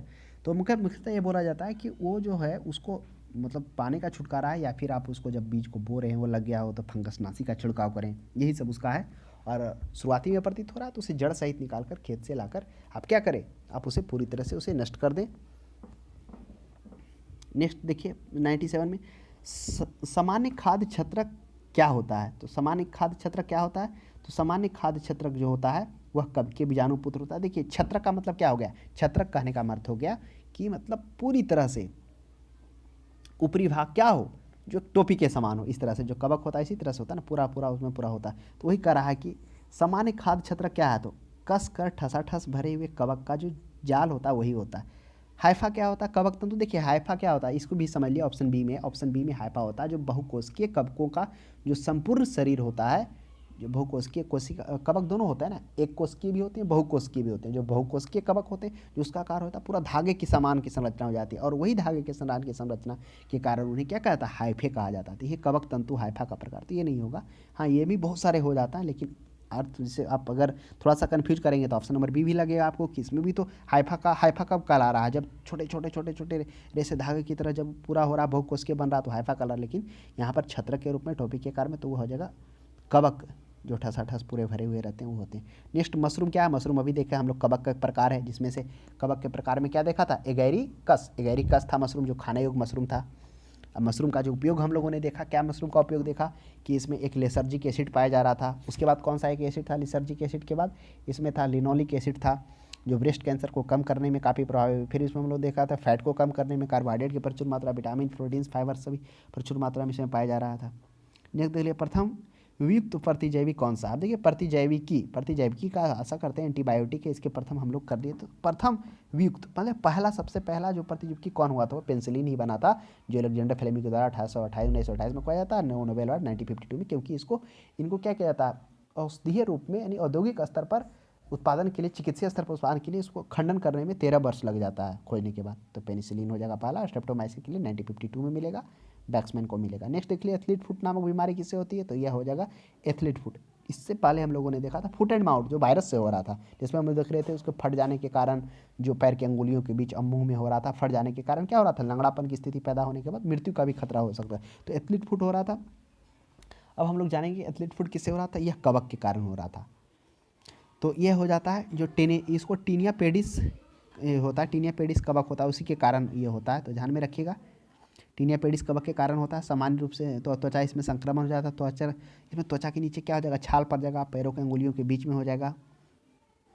यही होता कवक होता है टीनिया पेडिस। नेक्स्ट देख लेते हैं 101 में देखते हैं हम लोग, निम्नलिखित में से कौन सा कवक उच्च पादप की जड़ों के बीच उपयोगी कार्यात्मक संबंध को दर्शाता है? कौन सा जड़ है जो कवक और उच्च पादप? देखिए आ गया ना।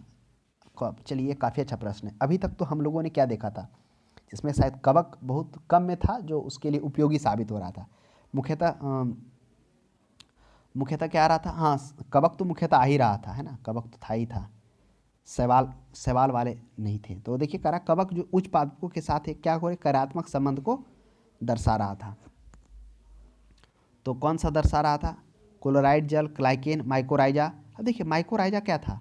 माइकोराइजा भी था, जो था कवक और उच्च जड़ों के बीच में इसका निवास था ना माइकोराइजा का, जिसमें हम लोगों ने देखा था माइकोराइजा जो होता है वह पौधे की जड़ों में पाया जाता है, और पौधे की जड़ों को वह खनिज तत्व, पोषक तत्व ये सभी को आपूर्ति करके देता है, जो फॉस्फोरस वगैरह। और माइकोराइजा फिर कवक जो पौधे होता है कवक को भोजन के रूप में देता है, ये माइकोराइजा था।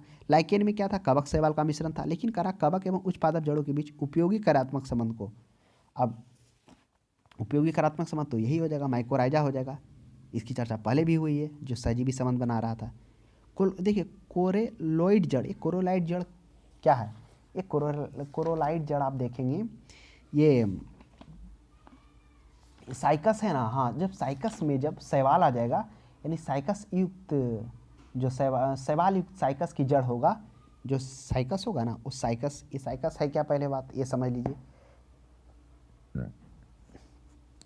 साइकस आगे हम लोग इसकी चर्चा करेंगे। उसी के जड़ में जो पाया जाएगा वही कोरोलाइड जड़ पाया जाएगा, उसमें शैवाल। तो इसका क्या हो जाएगा? कवक एवं उच्च पादप की जड़ों के बीच कार्यात्मक संबंध माइकोराइजा। एल्फा बीस क्या होता है? अब एल्फा बीस के बारे में हम लोग जानते हैं। अब देखिए ये जो एल्फा बीस होता है मुख्यतः कहाँ? मक्का में पाया जाता है ना। इसको एफ्लाटॉक्सिन भी बोलते हैं, है ना। मक्का में, मूंगफली में, कपास, कृषि इत्यादि ये सभी पौधों में आपको ये क्या हो लगा? एल्फा टॉक्सिन देखने को मिल जाएगा। तो ये बात ध्यान में रखिएगा। इसमें जो होता है ना, इसमें जो फंगस होता है एस्परगिलस फ्लेवस और एस्परगिलस पैरासिटिक्स होता है, यही दो होता है कवक। क्या बोले हम बोले एस्परगिलस फ्लेवस और एस्परगिलस पैरासिटिक होता है, ये कवक ही होता है। कहाँ होता है? इसमें हम लोगों ने देखा वो कहता है मूंगफली, मक्का जैसे कपास उत्पाद कृषि के खेत में पाए जाने वाले फंगस द्वारा उत्सर्जित होता है। नेक्स्ट एस्परजिलस, देखिए एस्परजिलस का चर्चा आया, वो ऊपर एस्परजिलस नहीं था, वो जो कवक था ना अल्फा एस्परगिलस था वो तो ऐसा नहीं, वही समझ। एस्परजिलस का उपयोग किसके बनाने में किया जाता है? अब ऑप्शन में पनीर, ब्रेड, डबल ब्रेड में क्या आ रहा था? डबल ब्रेड में याद करिए क्या था? डबल ब्रेड में साइक्रोमाइसिस ने था। हाँ, डबल ब्रेड में कौन सा आ रहा था? इस डबल ब्रेड में साइक्रोमाइसिस सेरवेसी आ रहा था, इस्ट था। अब यहाँ पर है एस्परजिलस और पेनिसिलिन पनीर को बनाने में भी उपयोग किया जाता है। नेक्स्ट देख लीजिएगा 4 में लाइकेन, जो एक नग्न चट्टान पर परिस्थिति अनुकूल को प्रारंभ करने में सच है, वास्तव में किसके सहजीवी सहचर्य? लाइकेन। अब चूंकि लाइकेन क्या होता है? लाइकेन होता है शैवाल और कवक जो साथ में जो होते हैं वही को लाइकेन कहा जाता है। अब क्या होता है, लाइकेन जो है शैवाल को रहने के लिए आश्रय देता है और शैवाल है जो इस आश्रय के बदले में कवक को भोजन देता है। शैवाल भोजन बनाता है और उस भोजन का उपयोग, भोजन को क्या करता है, कवक लेता है। कवक और इस भोजन से जो भी प्रकाश संश्लेषण से भोजन बना है, कार्बनिक पदार्थ बना, हाइड्रोकार्बन बना, जो भी बना इसको लिया, फिर यह जो है शैवाल को क्या करेगा, लवण देगा, खनिज लवण देगा, ये सभी पानी देगा, ये शैवाल को देगा। इस तरह से एक सहजीवी संबंध बनाते हैं और इस सहजीवी को संबंध को हम लोग हेटोलिज्म भी कहते थे कि जो संबंध होता है उसको हेटोलिज्म भी कहा जाता है। तो लाइकेन क्या होता है, शैवाल और कवक। ऑप्शन नंबर बी हो जाएगा। नेक्स्ट देख लिए 5 में, निम्नलिखित में से SO2 प्रदूषण का सर्वोत्तम। देखिए लाइकेन क्या होता है, लाइकेन अभी हम लोगों ने देखा था, लाइकेन एक तरह से जो शैवाल और कवक के बीच जो सहजीवी संबंध है, इस संबंध को हेटोलिज्म कह रहे थे, जिसमें से क्या हो रहा था कि शैवाल प्रकाश संश्लेषण के द्वारा कार्बोहाइड्रेट का निर्माण करके वह कवक को पोषण दे रहा था और कवक उसके बदले में शैवाल को क्या कर रहा था, पोषण कर रहा था, जिसमें खनिज हो गया, लवण हो गया, ये सभी वो शैवाल को दे रहा था। और ये जो लाइकेन का निर्माण हो रहा था, इस लाइकेन होता है वो प्रदूषण युक्त में यह काफ़ी संवेदनशील होता है। जहाँ पे प्रदूषण होता है वहाँ पे लाइकेन का उपस्थिति नहीं होता, तो यह एक तरह से प्रदूषण सूचक के रूप में भी उपयोग किया जाता है लाइकेन का। तो अब देख लीजिए जहाँ पे लाइकेन है तो वहाँ थोड़ा क्या है, प्रदूषण नहीं है, और जब लाइकेन प्रदूषण होगा तो इस तरह से प्रदूषण इंडिकेटर का भी काम करता है। देख दीजिए लिटमस किसे प्राप्त होता है, लिटमस यह भी लाइकेन से। अब आइए लिटमस हम लोग समझते हैं, लिटमस क्या होता है, ये वही लिटमस है जब नीला लिटमस को क्या किया जाता है, अम्ल में डाला जाता है तो वो लाल हो जाता है, और लाल लिटमस को जब क्षार में डाला जाता है तो नीला हो जाता है। ये वही लिटमस है जो क्या होते मतलब घुलनशील होता है, विभिन्न वर्णक इसमें पाया जाता है। इसे प्राय मतलब जो कलर होता है जब ये ना तो क्षारीय होता ना अम्लीय, बैगनी कलर का, मुख्यतः इसे लाल लाल कहते हैं, ऐसे मतलब बोल रहे हैं बैगनी कलर का होता है, तो यही लिटमस होता है। तो इसका जो उपयोग है वो हम लोगों ने देखा कि कहाँ किया जाता है इसका उपयोग, मुख्यतः मतलब आप कह दीजिए प्रयोगशाला में भी इसका उपयोग होता है, रंग और क्षार को पता करने में भी इसका उपयोग होता है। तो लिटमस वही होता है, और जो प्राप्त होता है वह लाइकेन के द्वारा ही प्राप्त। लाइकेन क्या है, लाइकेन शैवाल एवं कवक का सहजीवी संबंध है, और यह जो दोनों के बीच जो सहजीवी संबंध था उसे हेटोलिज्म भी कह रहे थे, जिसमें शैवाल क्या हो रहा था, शैवाल प्रकाश संश्लेषण के द्वारा कार्बोहाइड्रेट क्या कर रहा था, वो कार्बोहाइड्रेट हो गया, कार्बोहाइड्रेट में क्या बनता है, कार्बन भी बन रहा, वह उसको किसको, लाइको कवक को दे रहा, कवक उसके बदले में खनिज लवण दे रहा, उसको विटामिन, जल, ये सभी पूर्ति करवा रहा है। नेक्स्ट देख लीजिए 7 में कर रहा लाइकेन में कवक शैवाल के मध्य सजीवी संबंध आ गया ना, हेटोलिज्म। तो वो जो कवक लाइकेन में जो है कवक और शैवाल के मध्य जो सजीवी संबंध है उसे हेटोलिज्म कहते हैं। 107 के बाद 108 में आते हैं हम लोग। 108 में करा पेड़ों की छाल पर उगने वाले लाइकेन को क्या कहते हैं, इसकी चर्चा हम लोग पहले भी किए थे। कहाँ, जब ऑप्शन में आ गया था, जिसमें हम लोगों ने क्या देखा था, वृक्ष की छालों पर। तो वही वृक्ष की छालों में, पेड़ों की छालों पर उगने वाले लाइकेन को क्या कहते हैं, कार्टिकोलस कहते हैं। सेक्सिकोलस क्या था, सेक्सिकोलस था जो चट्टानों पर उग रहा था। एक और था ना, एक और था क्या, लिग्निकोलस। लिग्निकोलस जो था, लिग्निकोलस कहाँ था, वो उग रहा था, लिग्निकोलस जल लकड़ी पर उग रहा था, मतलब जिसमें छाल नहीं हो। नेक्स्ट देख लिए 109 में कह रहा चट्टानी स्तरों पर लाइकेन विकास को क्या कहते हैं, यह भी काफी अच्छा प्रश्न है।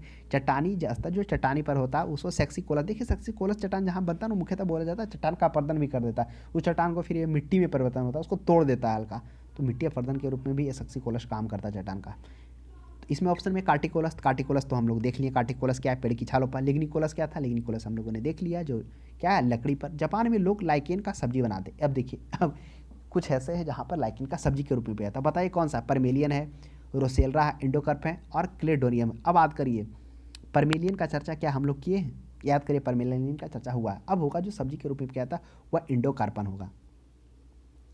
नेक्स्ट देख लीजिए मिर्गी की औषधि के रूप में किस लाइकेन का, देखिए एक लाइकेन ऐसा है जो मिर्गी आता है उसमें उपयोग किया जाता है, कौन है, लेकोनेरा है, रोसला है, लेवेरिया है।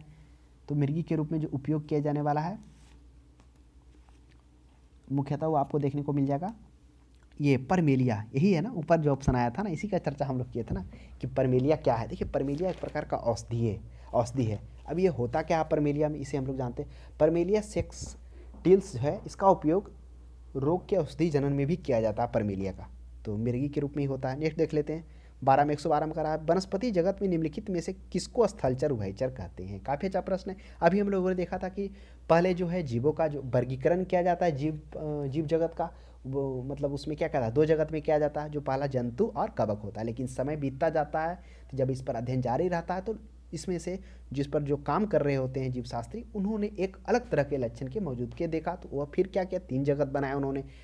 जब जंतु पादप के अलावा एक अलग नाम दिया, किसका, प्रोटेस्टा का नाम दिया, प्रोटेस्टा बनाया। फिर समय के साथ साथ जब उसमें इन तीनों के अलावा एक अलग तरह के जो लक्षण व्यक्त कर रहे थे, प्रकट कर रहे थे, तो उसका एक अलग वर्गीकरण मोनेरा बनाया। फिर 5वां में जो आर.एच. व्हिटेकर के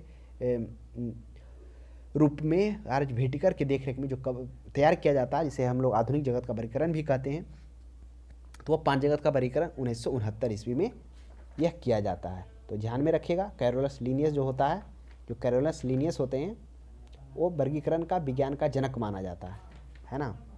तो ध्यान में रखिएगा।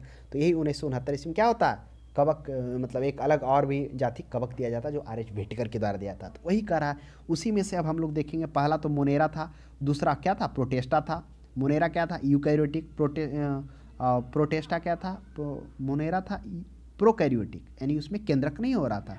प्रोटेस्टा में था यूकैरियोटिक था। उसके बाद मोनेरा, प्रोटेस्टा, उसके बाद कवक आ रहा था, कवक के बाद पादप आ रहा था। और पादप का वर्गीकरण 3 भागों में किया गया था। कौन कौन था, पहला था थैलोफाइटा, जिसमें थैलस था, जिसमें अलैंगिक जनन हो रहा था, जिसमें जड़, तना और जड़, तना और पत्ती का विकास नहीं था, है ना, थैलस के रूप में हो रहा था। तो इस थैलोफाइटा में शैवाल आ रहा था। फिर ब्रायोफाइटा क्या था, ब्रायोफाइटा हम लोगों ने देखा था कि यह गैर संवहनी होता था, संवहन तक इसमें नहीं पाया जा रहा था। साथ में बीज रहित भी था, बीज भी नहीं था। लेकिन हम लोगों ने एक चीज़ में देखा था कि यह मुख्यतः नमी वाले वातावरण में भी पाया जा रहा था, शुष्क वाले स्थानों में भी जीवित रह रहा था, जिसके कारण से पादप जगत का उभयचर के रूप में भी ब्रायोफाइटा को जाना जाता था। फिर ब्रायोफाइटा के बाद टेरिडोफाइटा था।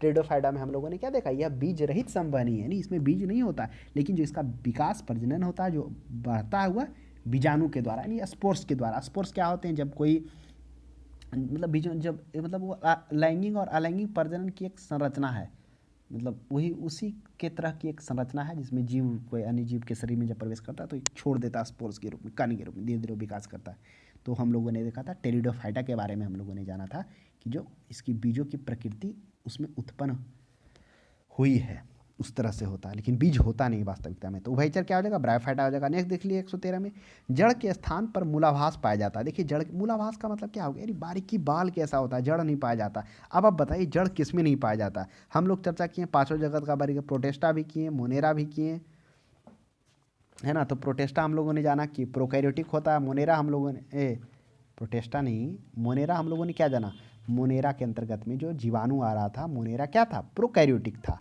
और प्रोटेस्टा जो होता है, प्रोटेस्टा यूकैरियोटिक होता है, यूकैरियोटिक यानी उसके अंतर्गत में केंद्रक होता है। और उसके बाद कवक हम लोगों ने देखा, फिर पादप देखा, फिर क्या देखा, फिर हम लोगों ने जंतु देखा। तो पादप में था, पादप में भी है मूलाभास। पादप में क्या था, थैलोफाइटा था, ब्रायोफाइटा। थैलोफाइटा में थैलस की आकृति हो रहा था। अब ब्रायोफाइटा में क्या हो रहा था, उसमें संवहनी उत्तक नहीं पाया जा रहा था, बीज रहित था, और वह शुष्क एवं नमी वातावरण दोनों में उतरा, के कारण उसे क्या कहा जा रहा था, उसको उभयचर कहा जा रहा था। टेरिडोफाइटा में हम लोगों ने देखा जो क्या करता है, उसमें बीज रहित होते हैं, उसमें भी बीज नहीं होता है, लेकिन जो अपना वो जो विकास है वो बीजाणु यानी स्पोर्स के माध्यम से करता है। मूलाभास किस में होता है, यानी रेसे के आकार का, जड़ नहीं होता, लेकिन बाल के साथ साथ रेसाकार होता है। अब एंजियोस्पर्म होगा कि ब्रायोफाइटा होगा। अब देखिए एंजियोस्पर्म, ANGI, एंजियोस्पर्म का हिंदी क्या हो गया, यह हो गया अनावृत, आवृत बीजी। आवृत बीजी में क्या हो गया, आवृत बीजी में हो जाए इसमें जड़, तना, पुष्प, पत्ती सभी का विकास होगा। तो ये तो ऑप्शन ऐसे रिमूव हो गया कि इसमें पूर्व सबसे ज़्यादा विकास पादप इसी में आते हैं, क्योंकि सब कुछ है। अब जिम्नोस्पर्म हो गया, जिम्नोस्पर्म मतलब हो गया अनावृत बीजी, यानी इसमें बीज जो है कवर नहीं रहेगा, अनावृत बीजी कहलाएगा। अब कवर नहीं रहेगा, इसके अंतर्गत में साइकस आ जाएगा, जो साइकस सबसे बड़ा बीजाणु, आगे अध्ययन करेंगे। जो अनावृत बीजी का सबसे प्रमुख पादप साइकस है, जिसका अंडाणु बड़ा होता है ना। इसके तने से हम लोग मन से देखेंगे किस तरह से साबूदाना बनाया जाता है। तो ये तो जिम्नोस्पर्म हो गया। तो जिम्नोस्पर्म में भी क्या होता है, हाँ, ये जिम्नोस्पर्म में कहिए कि बीज के ऊपर खोल आवरण नहीं होता, लेकिन जड़ होता है। अब टेरिडोफाइटा में हम लोगों ने क्या देखा, ठीक है, ये अपना क्या करता है कि इसमें बीजाणु नहीं होते, बीज नहीं होते हैं, बिल्कुल सही बात है, बीज रहित होते हैं। लेकिन ये स्पोर्स के माध्यम से क्या करता है, स्पोर मैंने छोटा छोटा बता रहे हैं ना, इस तरह से होता है। जैसे कोई कण छोड़ा, तो वो कण को, जैसे क्या हो गया कि, मतलब स्पोर्स का मतलब हो गया कि परजीवी होता है, जब अन्य जीवों के शरीर में अलग अलग प्रकार के कोई बीजाणु डाल देते हैं, तो उन जीवों में के भीतर विकसित होते हैं धीरे धीरे, उस प्रकार से ये करता है। तो ब्रायोफाइटा वही ब्रायोफाइटा है, जो इसमें क्या होता है, स्पोर्स, यानी बाल के कण ऐसा सा आकार का क्या होगा, छोटा छोटा स्पोर्स पाया जाता है एकदम। तो वही इस प्रश्न का सही जवाब क्या हो जाएगा, सी हो जाएगा, ब्रायोफाइटा मूलाभास होता है।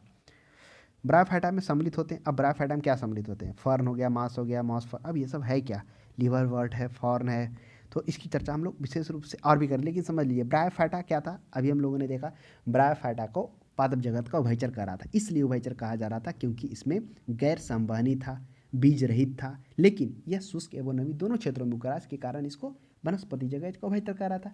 इसका आकार थैलसनुमा इसका भी हो रहा था, इसमें जड़ों का अभाव था, जिसमें जड़ों के अभाव के कारण हम लोगों ने क्या देखा कि इसका जो जड़ होता है किस तरह से होता है, अभी ऊपर चर्चा की है ना, ये मूलाभास के रूप में होता है। मूलाभास में एक बाल के पतला कण कण ऐसा इस टाइप से होता है, इतना पतला होता है ना। तो वही करा ब्रायोफाइटा में क्या सम्मिलित होते हैं, तो लिवरवर्ट और मॉस ऑफ फर्न है। देखिए तो क्या हो जाएगा, वह हो जाएगा लिवरवर्ट और मॉस हो जाएगा। हाँ, इसके अंतर जो है हम लोग आगे वाले अध्याय में कर लेंगे थोड़ा बारीकी से, क्योंकि नहीं तो ज़्यादा लॉन्ग हो जाएगा क्लास। देख लिए बीजों की प्रकृति किसमें उत्पन्न होती है, अब करा है बीजों की प्रकृति। अब यही प्रश्न हम आपको समझाना चाह रहे थे कि देखिए शैवाल भी है, कवक भी है। शैवाल में तो बीज बिल्कुल नहीं होता, कवक भी नहीं होता, ऑप्शन बच गया आपको ब्रायोफाइटा, टेरिडोफाइटा। ब्रायोफाइटा में भी हम लोगों ने देखे कि गैर संवहनी होता है, बीज रहित होता है, तो आप ऐसे भी तीनों ऑप्शन रिमूव करते। अब आपको प्रश्न उठेगा, अरे इसमें भी तो स्पष्ट लिखा हुआ था कि बीज रहित होता है, लेकिन इसमें करा बीजों की प्रकृति उत्पन्न होती। तो देखिए यह प्रश्न का सही जवाब टेरिडोफाइटा होगा, बीजों की यानी उसी तरह से प्रकृति इसमें होता है। इसमें क्या देखिए कि कोई भी परजीवी जीवों के अंदर को बीजाणु को छोड़ देता है, धीरे धीरे उसके भीतर विकसित होता है, इस प्रकार से विकास करते हैं टेरिडोफाइटा का। नेक्स्ट ये जलीय फर्न जिसमें जैव उर्वरक के रूप में प्रयुक्त किया जाता है, कौन है जलीय फर्न, साल्विनिया है, एजोला है, मॉर्सिला है, टेरिडियम है। जैव उर्वरक तो यह हो जाएगा एजोला। एजोला क्या था, एजोला हम लोगों ने देखा था जो धान के खेतों में पानी में एजोला पाया जा रहा था। जो एजोला क्या था, पत्ती का ऐसे पानी के ऊपर रहेगा, और इसमें नील हरित शैवाल था। उस नील हरित शैवाल के साथ एना बीना क्या था, स्वतंत्र जीवी नाइट्रोजन स्थिरीकरण था। इसी के कारण क्या हो रहा था, वो धान की खेती के लिए नाइट्रोजन का जो पूर्ति है इसी के माध्यम से हो रहा था, एजोला का माध्यम से, इसलिए इसे जैव उर्वरक भी फर्न भी कहा जाता है। फर्न देखिए पानी के अंदर पत्ती का ऐसा रहेगा ना, इसमें जड़ रहेगा ना तना, ये सबका विकास नहीं होता है। नेक्स्ट 117 में देख लीजिए, पुनर्जीवन के गुण होने के कारण निम्न में से किसे मेजों पर सजावट के लिए रखते हैं। पुनर्जीवन इसलिए कहा जा रहा है, वह है सीलेजिनेला। ये सीलेजिनेला क्या है, सीलेजिनेला एक तरह का ऐसा मतलब कहिए है, पौधा नहीं कहिए, फर्न ही कहिए, क्योंकि इसमें जड़ और तना का मतलब नहीं होता है ना, तो वही कह सकते हैं आप।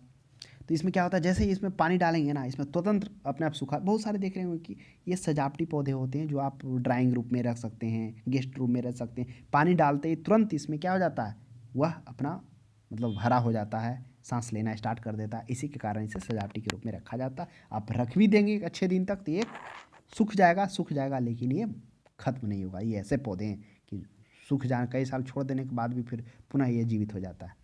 नेक्स्ट देख लीजिए, इसलिए उसे सजावट के रूप में सीलेजिनेला का उपयोग किया जाता है। शायद आपको सजावट वाले ड्राइंग रूम अगर आपके पास होगा या कहीं गए होंगे तो ये देखे होंगे ऐसे चीज़, होटल्स वगैरह में भी। निम्नलिखित में से किसे बीजाणु दवा के रूप में प्रयोग किए जाते हैं, कौन सा है जिसके बीजाणु को दवा के रूप में प्रयोग किया जाता है। ऑप्शन में लाइकोपोडियम, सीलेजिनेला, साइटोलोज, इक्विटेशियम।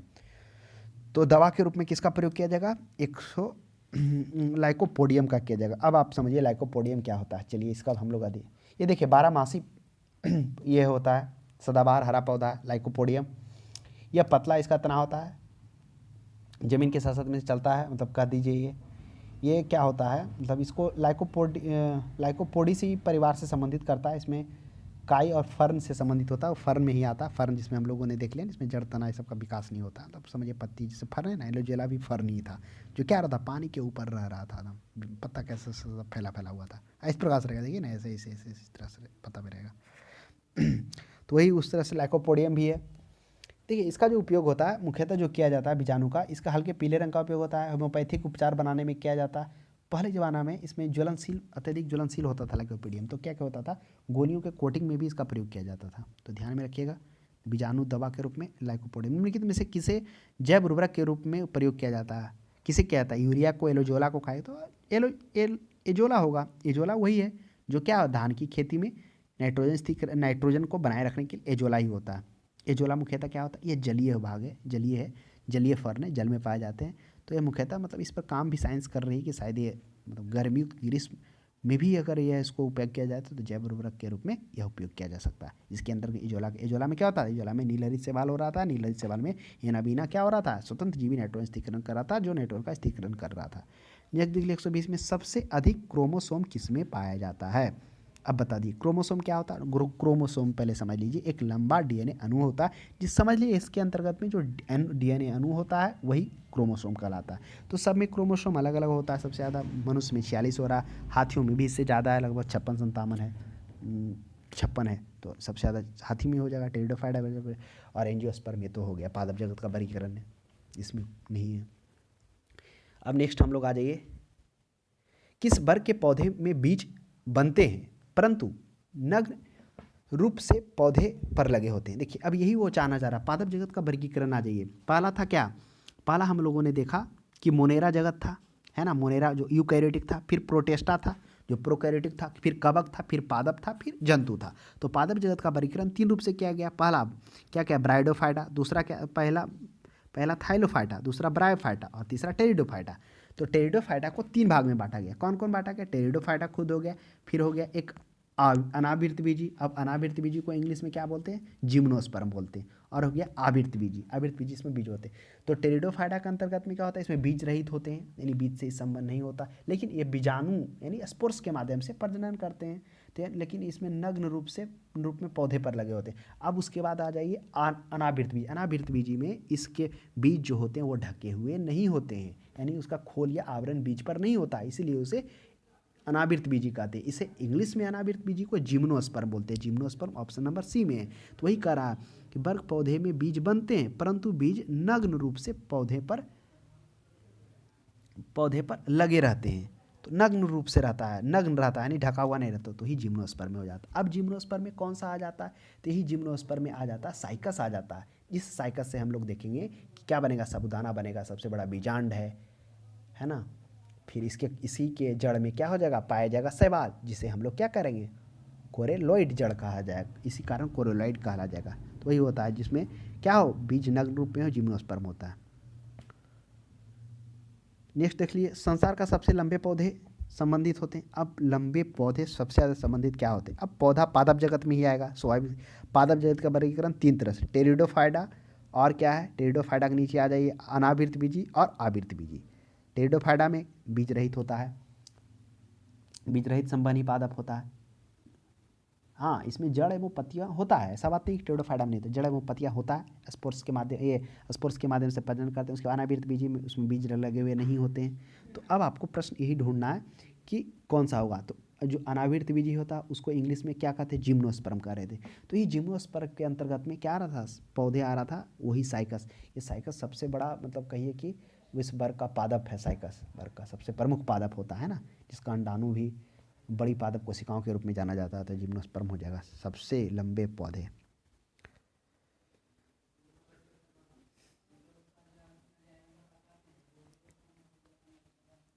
अब ये साइकस होता है कहाँ, साइकस मुख्यतः पश्चिम बंगाल में आपको देखने को मिल जाएगा, और शायद आंध्र प्रदेश में भी इसका हो जाए तैयार किया जाता है। सबसे बड़ा क्या होता है, इसका तना होता है जो सभी के लोगों को ध्यान आकर्षित करता है।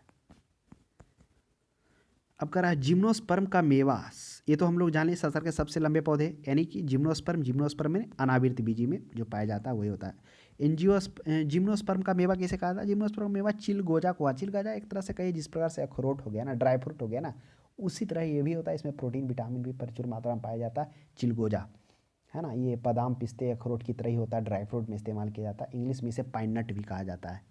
तो वही इसलिए इसको जिम्नोस्पर्म का मेवा कहा जाता है। जिम्नोस्पर्म का मेवा माने नग्न बीज होता है, समझ लीजिए आप। नेक्स्ट देख लीजिए, अब साइकस का भी, साइकस हम लोगों ने जाना, देखिए साइकस ऑप्शन में है, चलिए साइकस का चर्चा। साइकस क्या है, साइकस जो आ रहा था वह अनावृत बीजी के अंतर्गत में साइकस आ रहा था। साइकस इस वर्ग का सबसे प्रमुख पौधा है, किसका, अनावृत बीजी का, यानी कि जिम्नोस्पर्म का, उसका प्रमुख पौधा, क्योंकि ये साइकस होगा। साइकस के जो होंगे, इसके अंडाणु होंगे, ये सबसे बड़ी कोशिका के रूप में ही जाना जाएगा। तो वही करा, कोरेलॉइड जड़ें पाई जाती है, किसमें कोरेलॉइड जड़ें पाई जाती है, साइकस में पाई जाती है। अब क्या हो जाता है, जो साइकस की जड़ होती है शैवाल युक्त जब होता है तो उस जड़ों को कोरेलॉइड जड़ के रूप में जाना जाता है। तो भी हम लोगों ने देखा था ना, ये कोरेलॉइड शैवाल युक्त जड़ को, साइकस के जड़ को। सबसे बड़ा बीजांड किस में होता है, अभी हम लोग चर्चा किए कि जो सबसे बड़ा बीजांड होता है, बीजांड कहने का मतलब क्या हो गया, उसके बीज जो बीजांड हो गया, तो जो होता है वह साइकस ही होता है। अब साइकस किसके अंतर्गत में आता है, साइकस जो है वह एक बीजीय पौधा है, स्पर्मेटोफोरा है, जिसका बीज ढका हुआ नहीं होता है। तो अब ध्यान में रखिए, सबसे बड़ा बीजांड आता है वह साइकस का आता है, जो जिम्नोस्पर्म के अंतर्गत में आता है। नेक्स्ट, चिलगोजा किससे प्राप्त होता है? चिलगोजा किससे प्राप्त होता है? अब बात करिए चिलगोजा क्या, पाइनस, साइकस, साइकस सिकोरिया। साइकस से तो आप देखेंगे कि इसके जो तनों है ना, तनों के मंड से साबूदाना प्राप्त किया जाएगा, तो ये तो नहीं होगा चिलगोजा। चिलगोजा हो जाएगा पाइनस है ना, पाइनस इसी से प्राप्त होता है। ये पाइनस क्या है, हम लोग और भी इसकी प्रश्न आएगी, चर्चा कर लेंगे। नेक्स्ट देख लीजिए 27 में, साबूदाना किससे बनाया जाता है? साबूदाना क्या होता है, अभी चर्चा किए थे, जो साइकस होता है, साइकस जो जिम्नोस्पर्म का यानी अनावृत बीजी का जो सबसे प्रमुख पौधा है, उस पौधे, देखिए इसके तने बहुत लंबे लंबे होते हैं, इसके कारण ये लोगों को आकर्षित करते हैं, है ना, वही होता है साबूदाना, साइकस। उसी के जो तने होते हैं, तने के मंड से यानी मंड होता है जो स्टार्च को कहते हैं हम, उसी से प्राप्त किया जाता है साबूदाना। दमा खांसी रोगों के लिए कौन सी औषधि इफेड्रिन किससे प्राप्त होती है? इफेड्रिन किससे प्राप्त होता है? ऑप्शन में है, देखिए साइकस है, साइकस से तो नहीं होगा, जूनिपेरस है, इफेड्रा है, पाइनस है, तो ये आपको जानना चाहिए, ये जो होगा इफेड्रा से प्राप्त होता है दमा खांसी से। कौन सा एक जीवित जीवाश्म कहलाता है? कौन सा जीवित जीवाश्म कहलाएगा? जीवित जीवाश्म यानी जिंदा जीवाश्म कहलाएगा। जीवाश्म तो ऑलरेडी जो लाखों करोड़ों वर्ष पहले मर गया था, वो उसके जीवाश्म जीवाश्म कहलाते हैं, लेकिन जीवित जीवाश्म साइकस, पाइनस, जिकोंजा, कौन सा होगा? वह होगा जिकांजो होगा जगह। अब क्यों होगा, चर्चा हम लोग आगे अध्याय में करेंगे, थोड़ा सा हम लोग देख लेते हैं। यहाँ पर देखिए विषाणु क्या है, विषाणु तो हम लोग देख लिए, क्या कोशिकीय होता है? बिल्कुल नहीं होता। एक कोशिकीय बिल्कुल नहीं, बहुकोशिकीय नहीं, अकोशिकीय इसमें था, कोशिका होता ही नहीं है।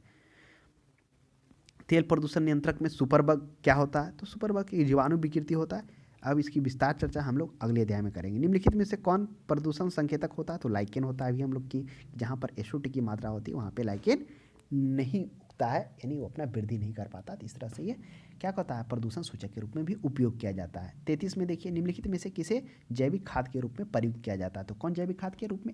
एजोला को किया जाता है। एजोला क्या है? एजोला धान की खेती के लिए उपयोगी है। एजोला एक जलीय फर्न है जिसके भीतर नील हरित शैवाल होता है, और इस नील हरित शैवाल के साथ में क्या होता है? एनाबीना स्वतंत्र जीवी नाइट्रोजन स्थिरीकरण होता है, नाइट्रोजन को स्थिरीकरण करता है, स्वतंत्र रूप से करता है।